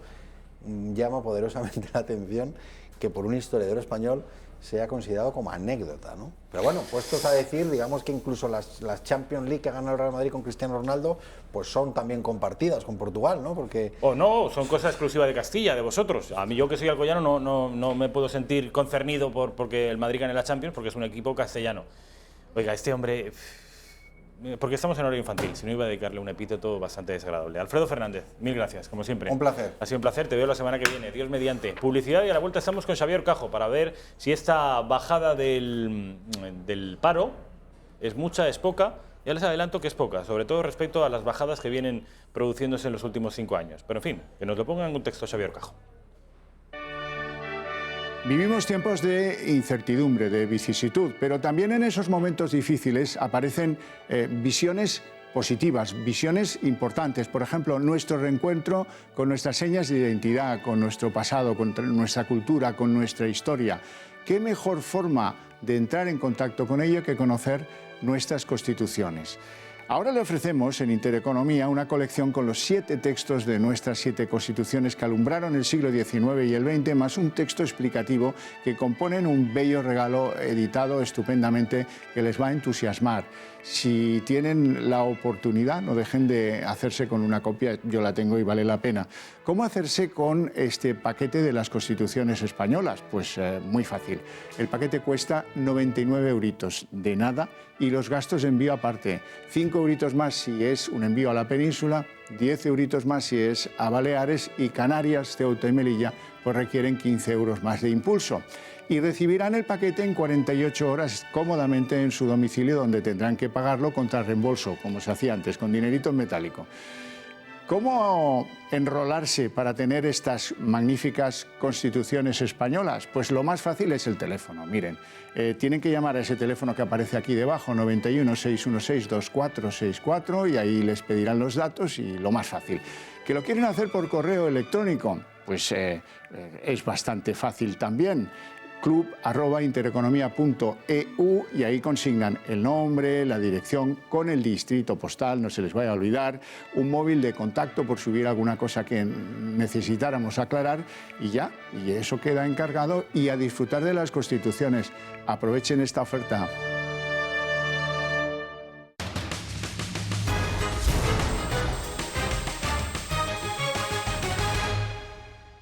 Ya estamos de vuelta en la redacción abierta, son las 2 menos 7 minutos, exactamente ahora serán las 2 menos 6 minutos, para que vean que estamos en rigurosísimo directo, la 1 menos 6 minutos en las afortunadas Islas Canarias. Estamos con mi compañero, colega de profesión, Xavier Cajo. ¿Qué tal? Buenos Xavier, días. buenos días. Muy bien. Yo estaba informando a los espectadores que tenemos una buena noticia en este mes de marzo, sí. Y es que baja la cifra de parados en nuestro país. Era una buena noticia hasta que durante la mañana, saben ustedes que los periodistas nos dedicamos a preparar nuestros programas y me viene Xavier Cajo y me dice, bueno Rafa, lo de buena noticia relativízalo porque en comparación con los meses de marzo de los años anteriores, de buena noticia nada. Exacto. Bueno, hombre, es una buena noticia. A ver, hay 33.000 compatriotas que se han conseguido colocar pues eso, a pesar de la estrechez del mercado laboral, que sigue siendo pues uno de los grandes problemas nacionales. En concreto tenemos 33.900 menos, 33.956 menos desempleados en el mes de marzo.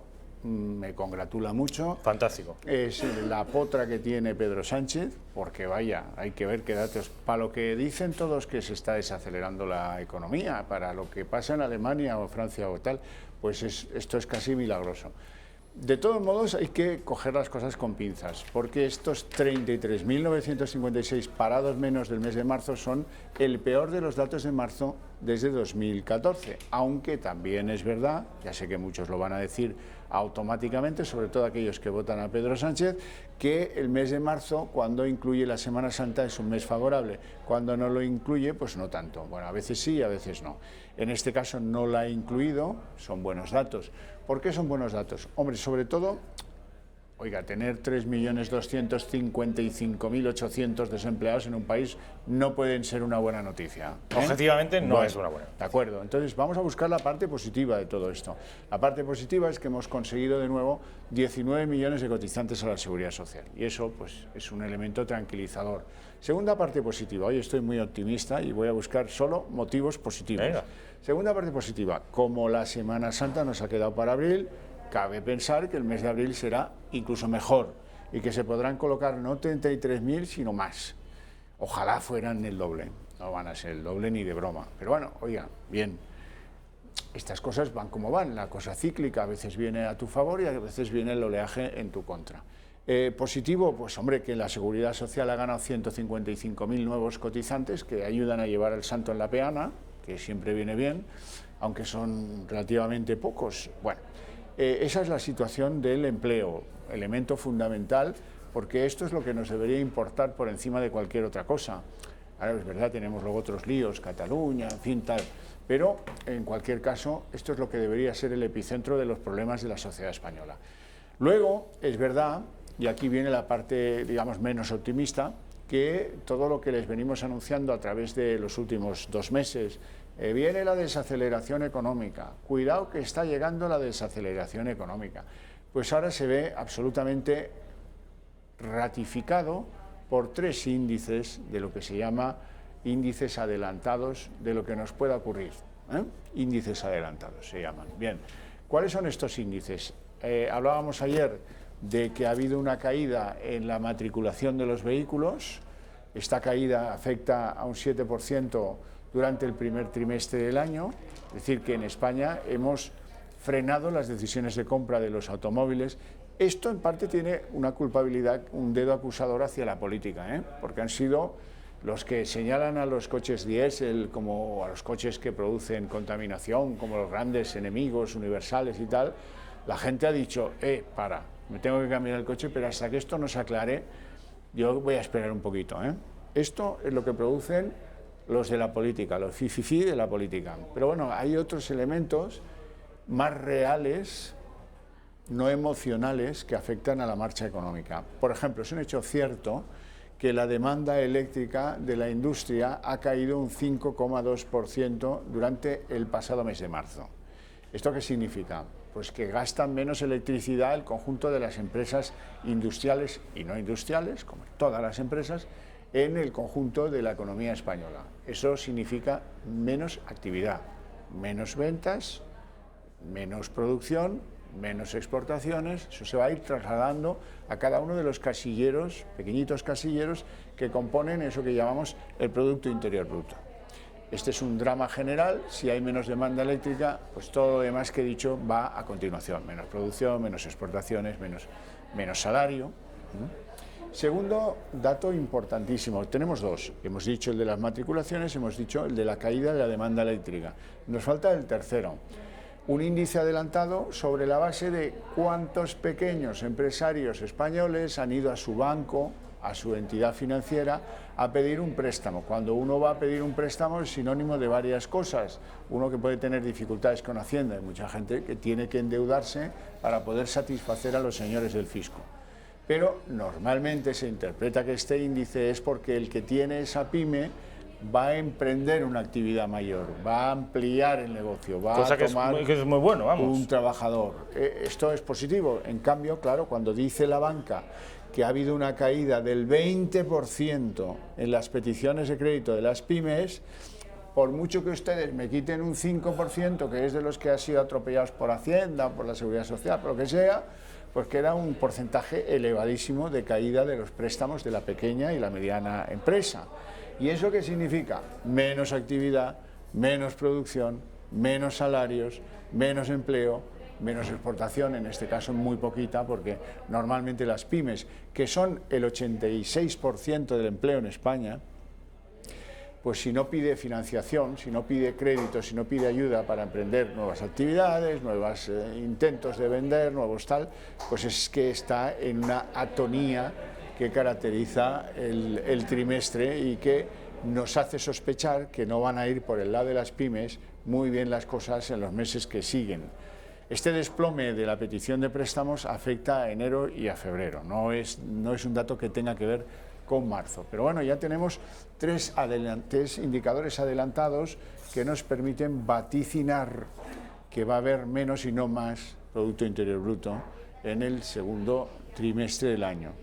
Vamos a ver cómo se cierra oficialmente el primero, pero los datos no son halagüeños. Es una evidencia ya científica decir que hay una desaceleración de la economía española. ¿Que va mejor que otras? Pues mira, sí, es cierto, va mejor que otras.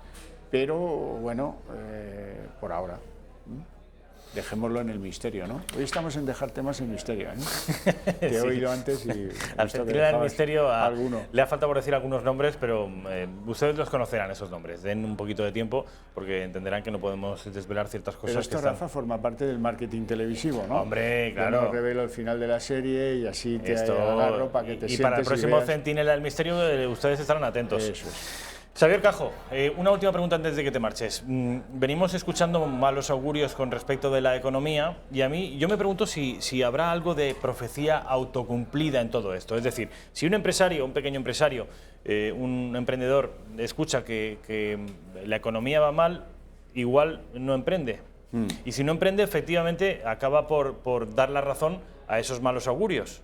Y si esos malos augurios se confirman, el emprendedor seguirá sin invertir. Es decir, yo creo que estamos entrando en una espiral negativa. Mire, yo escribí un libro contra los míos, que son los economistas, porque ni supimos prever la crisis, ni la supimos diagnosticar, ni encontramos la salida de aquella situación terrible.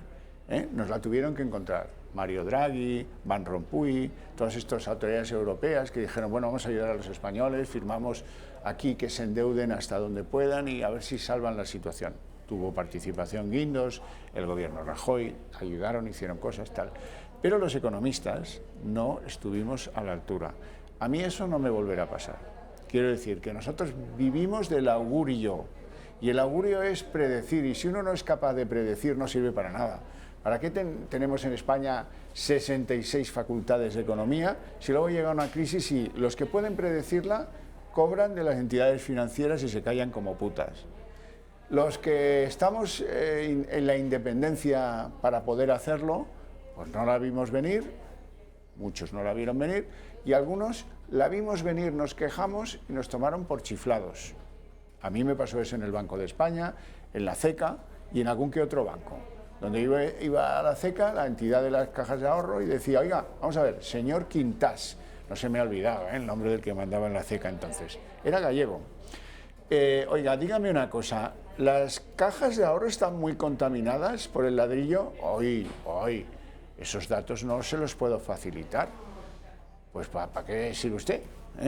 Iba al Banco de España y le decía a los de Mafo, oiga, los inspectores que están analizando la banca, ¿qué les dicen sobre la contaminación del ladrillo? Y me decían, ay, qué pregunta tan incómoda. No hay burbuja inmobiliaria. Y unos se lo creían y otros decían, me estáis engañando. Pero eso no nos puede volver a pasar. Tenemos que estar vigilantes. Vigilantes para que la gente... Es verdad que hay un efecto contagio. Si todos dicen que la cosa va mal, ¿cómo vas a decir tú que no? Bueno, este es un baile que se interpreta a la medida. Habrá empresarios a los que les vaya muy bien. Mira el de Inditex, no parece que le vaya mal. O mira a Juan Roche, el de Mercadona, no parece que les vaya en absoluto mal. Yo cuando hay una noticia positiva me alegra mucho darla. El paro beneficie a 33.000 españoles, fantástico. Ahora, chico, hay que verlas venir, y para verlas venir uno tiene que estar ojo a visor, a la expectativa, y tratar de interpretar esos datos de la manera menos cruel posible. Sí, pero sin faltar a la verdad.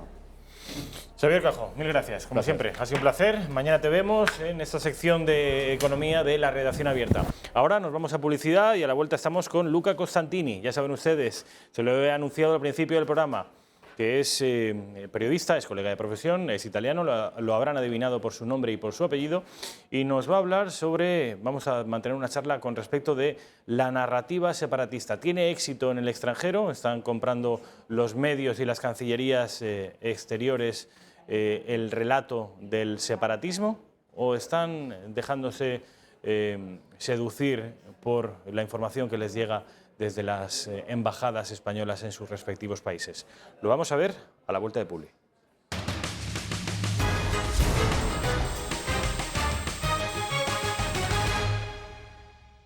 ¿Qué tal? Pues ya estamos de nuevo en la redacción abierta, son las 2:07 de la tarde, la 1:07 en Canarias. Estamos en presencia de mi colega de profesión, periodista de Voz Populi, está habitualmente cubriendo la información en las Cortes Generales, en la carrera de San Jerónimo, en el Congreso de los Diputados, Luca Costantini. Luca, ¿qué tal? ¿Cómo estamos? Pues muy buenas, muy bien. Gracias por invitarme. No, gracias a ti por venir.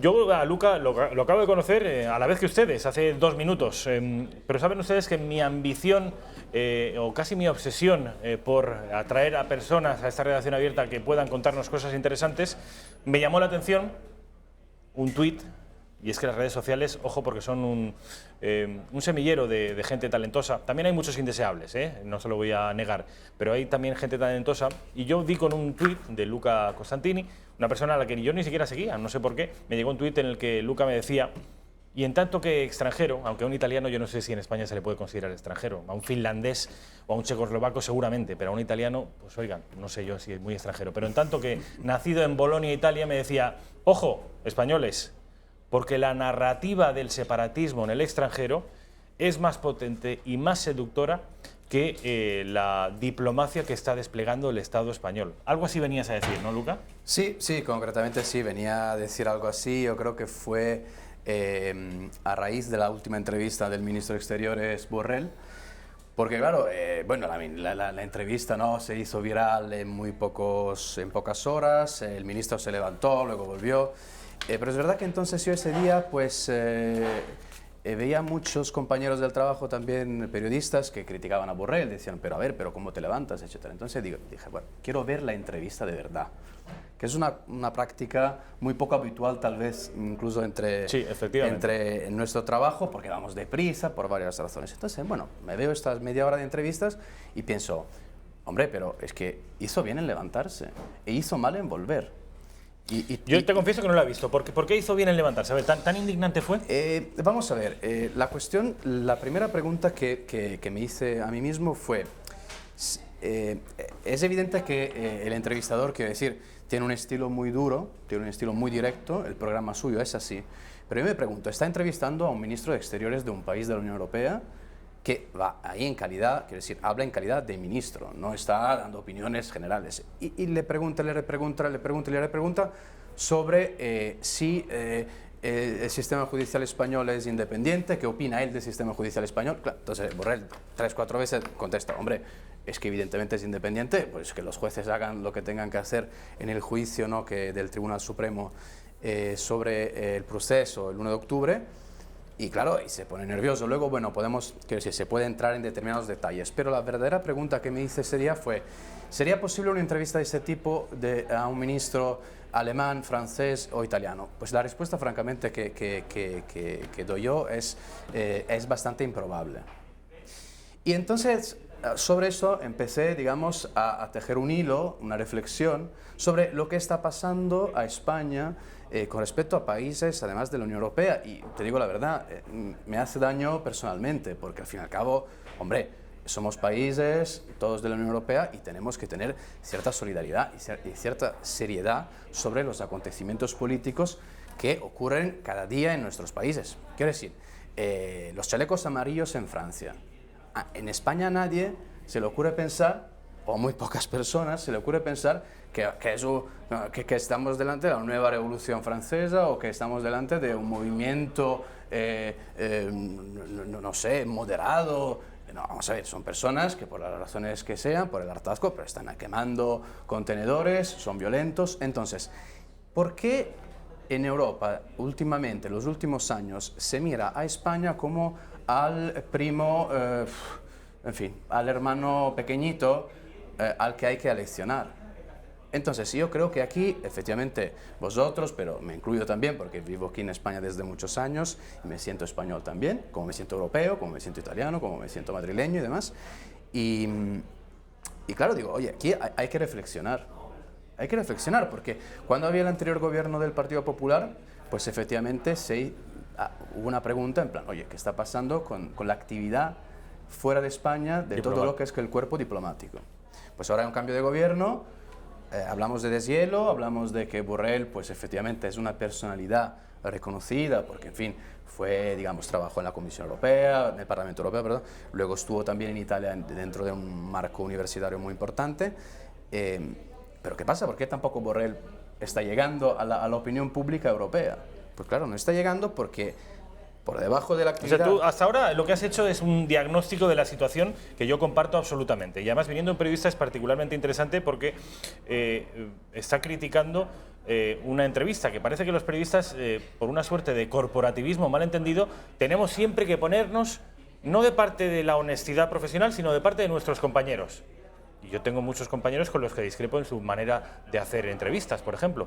Y tú me estás diciendo que era una entrevista avasalladora. Yo también, las preguntas que pude escuchar fueron bastante, en fin, no incisivas, porque esto no sería negativo, sino irrespetuosas. Y sobre todo comparto esa tesis tuya que a un ministro de Exteriores alemán o francés esto no se lo hubiera dicho. Ese es el diagnóstico y me dices que has estado reflexionando sobre ello. ¿Cuál es la razón por la que España está padeciendo esta crisis de imagen? Hombre, yo creo que la razón... ¿históricas, culturales? Puede ser histórica. Vamos a ver, yo creo que hay una razón política, de Realpolitik, que es que el Diplocat, que como sabéis es este servicio paralelo de diplomacia de la Generalitat, pagada, por ser, además, con el dinero de la Generalitat y el dinero, digamos, de los impuestos de todos los españoles, ha ido tejiendo año tras año, contactos en periódicos, en partidos políticos, para vender un relato. Y esa es la cuestión, es el relato. Quiero decir, el relato en ese momento es un problema para España, porque los datos hablan claro. Ayer el ex candidato a la presidencia francesa, el francés Benoît Hamon, se ha reunido con los presos independentistas y está escribiendo tweets a favor de los presos y de que hay dudas sobre la legitimidad del juicio en España.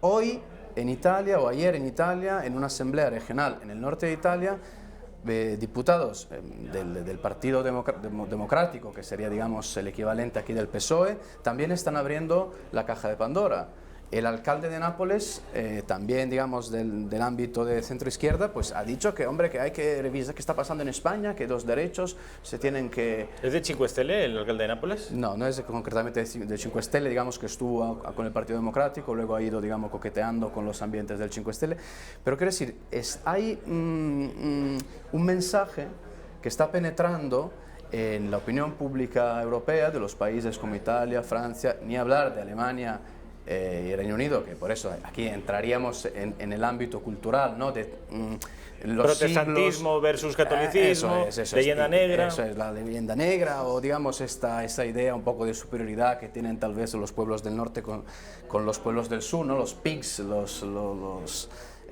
que no cumplen con sus deberes en ámbito financiero y demás. Pues yo creo que en todo ese todo revolutum, claro, el independentismo y sus mensajeros han penetrado, y los resultados pueden ser muy peligrosos. ¿Cuándo? ¿Dónde? En el próximo Parlamento de la Unión Europea.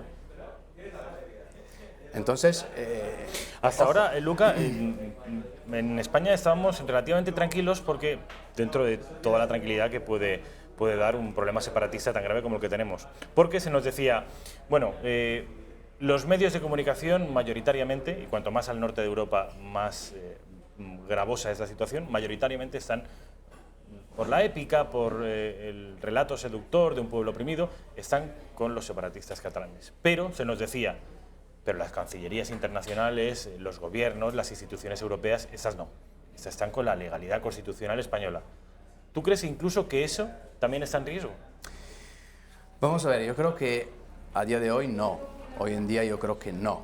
Que todavía, digamos, el segmento gubernamental está más o menos controlado porque el cuerpo diplomático ahí sí que llega y evidentemente, repito, digamos, luego el problema que padece España con respecto a sus separatismos internos se puede despertar pasado mañana en Italia con el norte no sé qué, en Francia que tiene el medio sur de Francia que son también medio catalanes, en Alemania ni hablar porque el sur de Alemania, vamos, si empieza, Alemania además son protestantes al norte, católicos al sur, y ahí también, que si yo viví en Alemania, incluso tienen dos idiomas casi diferentes. No, eso es cierto, nadie se permite de hablar de dos idiomas, pero vamos. En Reino Unido ya hemos visto, ¿no?, referéndum de Escocia. ¿Y Bélgica? Y Bélgica, bueno. Claro, que yo. Entonces, claro, aquí la reflexión es española y es europea. Y es importante entender que en ese momento, en España, se está viviendo un momento de fragmentación de la Unión Europea.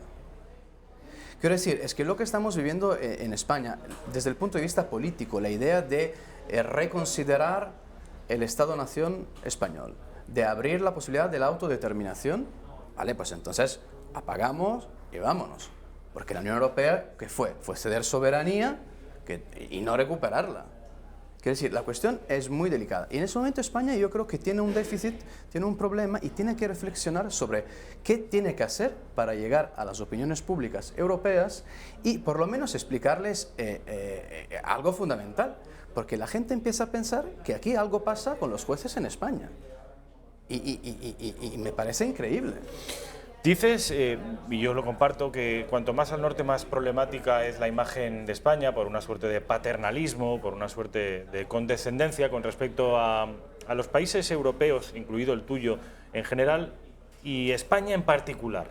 En tanto que el Imperio Romano queda muy lejos, pero el Imperio Español, el sometimiento a los indios americanos, el genocidio, Flandes, Felipe II, todo ese relato oscurantista, pues aún está muy presente, sobre todo en el imaginario colectivo anglosajón. Yo quiero concentrarme en la imagen de España en tu país, en Italia. Tengo para mí, porque tengo una amiga viviendo allí, igual nos ve, Eva, que dice que tradicionalmente la imagen de España en Italia, igual que la de Italia en España, quizá como una suerte de juegos de espejos, es más amable que en otros lugares de Europa. ¿Esto es así? Eso es así por razones culturales, bueno, también religiosas. Es cierto que, digamos, italianos y españoles pues somos primos, ¿no? También desde el punto de vista del lenguaje pues nos entendemos. Incluso genéticamente. Genéticamente. Seguramente, vamos. Desde todos los puntos de vista somos muy parecidos. Pero, claro, siempre hay que tener cuidado.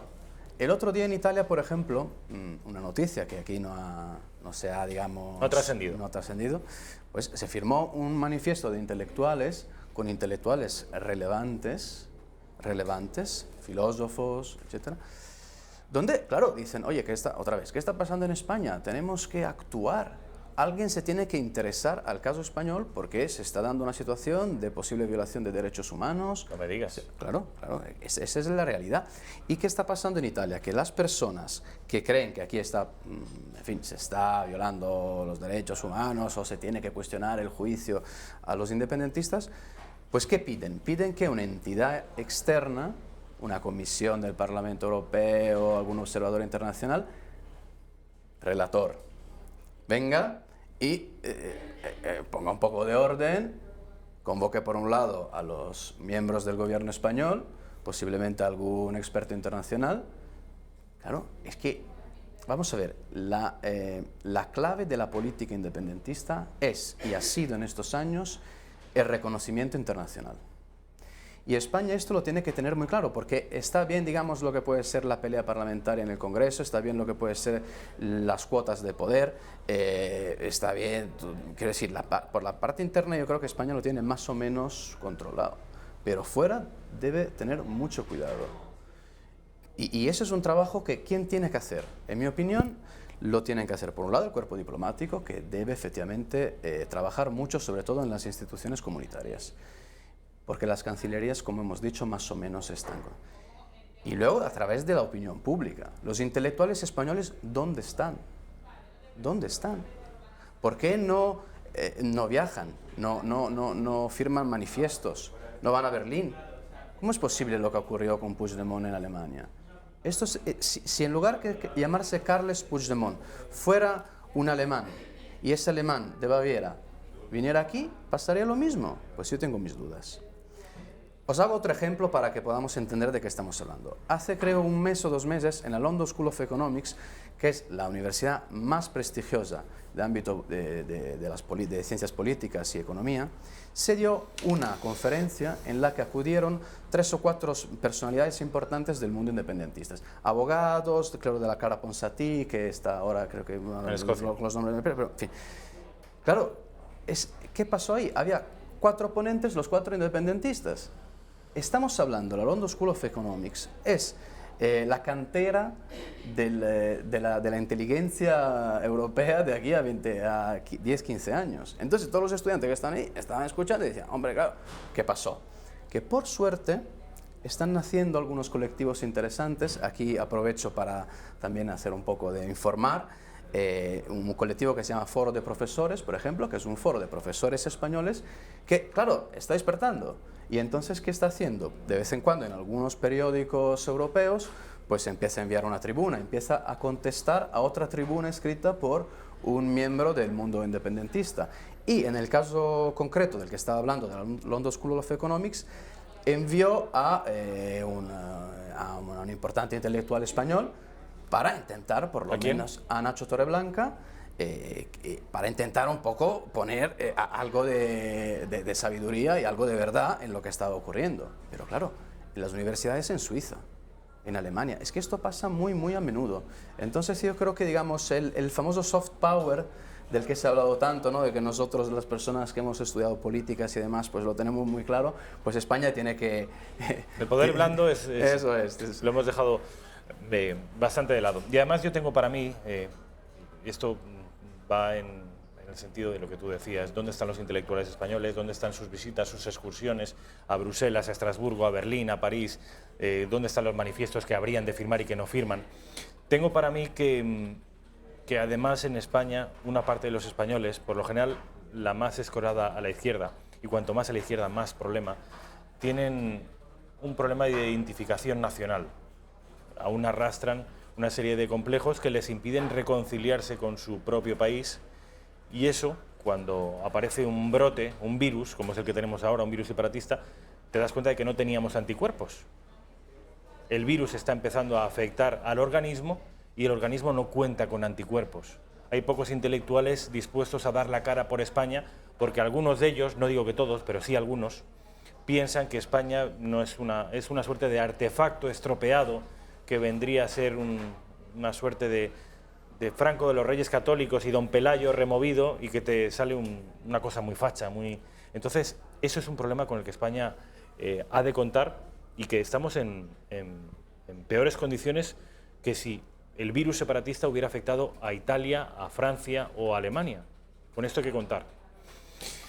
Una última pregunta, Luca, nos queda muy poquito tiempo. Vamos a cambiar de asunto. Porque me decía un compañero, Javi Torres, pregúntale, en tanto que italiano, por Matteo Salvini.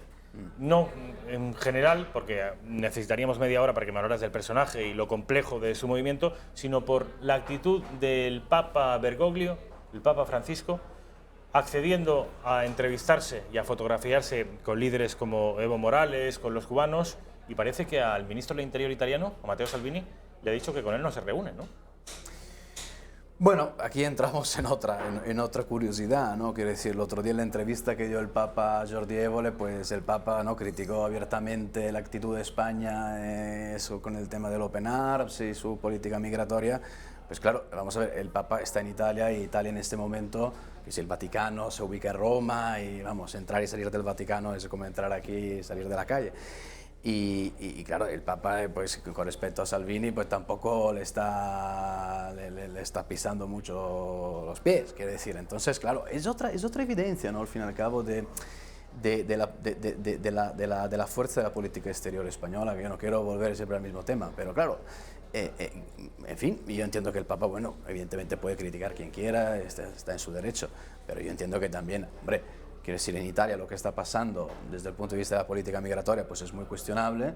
La Iglesia Católica pues evidentemente está ahí y claro, ve a los barcos parados en los puertos del sur de Italia, ve al gobierno italiano rechazar barcos con 20, 30, 40 personas que, vamos, pueden morir de un día para otro y hacer relativamente poco, ¿no? Entonces, claro, quiero decir, la idea un poco que tengo yo es que con España todo vale, un poco todo vale. Tampoco quiero ser así de exagerado, no, tampoco es así. España sigue siendo un país muy respetado y respetable y su cuerpo diplomático trabaja muy bien en muchísimos ámbitos, pero bueno, en fin, algo yo creo que está pasando, porque...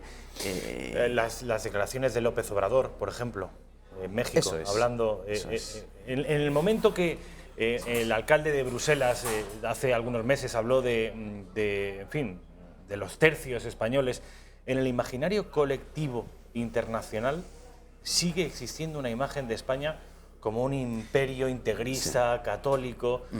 Pero yo, Rafa, perdona que te interrumpa, aquí me gustaría apuntar a una cosita. Y al fin y al cabo, que si la debilidad de España al exterior es también el reflejo de la debilidad de España en su interior. Quiero decir, ¿no? Como era en Barcelona, que se cuestionaba la figura de Colón, no sé qué, si Colón es el nuevo Adolf Hitler. Un genocida. En fin. Quiero decir, claro, en Italia hay mucha fragmentación política, y mucha tensión y conflicto. Pero claro, tú fíjate que incluso Salvini es la Liga Norte, teóricamente un partido separatista y demás, pero vamos, quiero decir, ahora mismo la Liga Norte está en un proceso de casi reinvención y casi ya se quiere llamar la Liga Nacional. Quiero decir, nacional de toda Italia. Sí, al fin y al cabo es así, está buscando votos en el sur de Italia, lo tiene difícil porque claro, todavía tiene, digamos, para la gente del sur un poco la imagen, hombre, pero tú vienes aquí de Milán, me has dicho durante 20 años que yo no trabajo y que tú trabajas, pues es difícil comprar ese tipo de relato. Pero claro, es que la idea de nación y intentar reconocer España como nación, pues aquí en ese país es complicado. Es complicado, es que claro, con que hagas un discurso mínimamente patriótico, y patriótico son muchas cosas, patriótico es también pagar impuestos, sin duda, pero patriótico también es reconocer, pues en fin, la historia común de un país. La historia común de este país, los españoles se reconocen en esta historia común. Han pasado 80 años desde la Guerra Civil, y ¿cuál es la reflexión? ¿De qué se está debatiendo en las universidades españolas sobre la guerra civil? ¿Cuál es el debate? Yo asistí a debates, a seminarios sobre la guerra civil y claro, es que da la sensación que hay fuerzas políticas, partidos políticos e intelectuales que yo no sé si por interés electoral o incluso de bolsillo, de vender libros y no sé qué. Pero claro que intentan un poco evitar que España se construya sobre todo lo que ha ocurrido. Las guerras civiles nunca pasan, pero hay que decir, oye, pero eso fue el pasado. Y ahora vamos a construir, dentro de nuestras diferencias, pues un país unido. Porque si no, quiero decir, es obvio que si nosotros tenemos a personas aquí, catalanes, que se van a la Universidad de Escocia y hablan con el máximo experto de temas de autodeterminación, son asistentes suyos y todo el día le dan, perdona la expresión, la matraca de que en España no se respetan los derechos humanos, de que no sé qué, no sé cuánto, claro, la gente al fin y al cabo es también de buena fe. Como tú y yo, estamos con nuestros amigos, y si todo el mundo, si todos tus amigos te dicen, oye, mira, es que en Italia se está viviendo una crisis, no sé qué, claro, tú te acabas convenciendo. Entonces, es un problema que en ese caso en España se tiene que abordar también en el ámbito de la educación, que es otro capítulo pendiente que tenéis aquí. En Italia la educación es una educación igual para todos. Que tú estés en Palermo, en el sur de Italia, o en Milán, la educación es la misma. Y te habla una persona que es hijo de una profesora de colegio. Por lo tanto, claro, el tema de la educación, que por cierto no está en la campaña electoral, estuvo creo en la última, pero no está, debería entrar. Debería entrar porque vamos a ver los libros que están estudiando en este momento los chicos en el País Vasco, en Cataluña, en Galicia, quiero decir. Entonces, claro, es verdad que España es muy diferente. Sí, hay que reconocer sus diferencias, desde luego. ¿Pero más diferente de lo que es Torino de Palermo? Igual o menos, depende o más, depende de cómo lo quieras ver. Quiero decir, esto depende. Eso sí que es una sensación que podemos tener. Te repito, yo he vivido en Alemania y sé lo diferente que es Alemania. Berlín es muy, muy diferente del sur de Alemania. E Italia también, ni hablar. Italia ni hablar, yo creo que es más diferente. Yo voy a Nápoles y no entiendo el dialecto napoletano, no lo entiendo. Quiero decir, pero hay un eje vertebrador, que es la educación. Y ahí es donde España tiene que jugar el partido dentro y fuera. Y dentro es la educación, francamente. Y fuera es la opinión pública. Abrirse.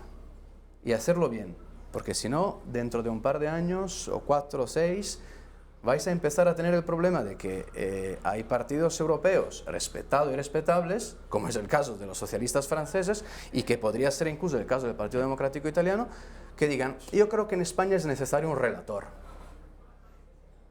¿Y ahí cómo se sale? Luca, quiero que sepas que estoy entusiasmado con la visita que has tenido aquí. Pues y gracias. Que queda dicho que si quieres venir otra vez, por mí será encantado. Un auténtico placer. Gracias. Me encantaría que volvieras. Muchas gracias. Les dejo con Fernando Paz con Tiempos Modernos y a las 6, Javier Torres. Mil gracias por estar aquí. Hasta mañana.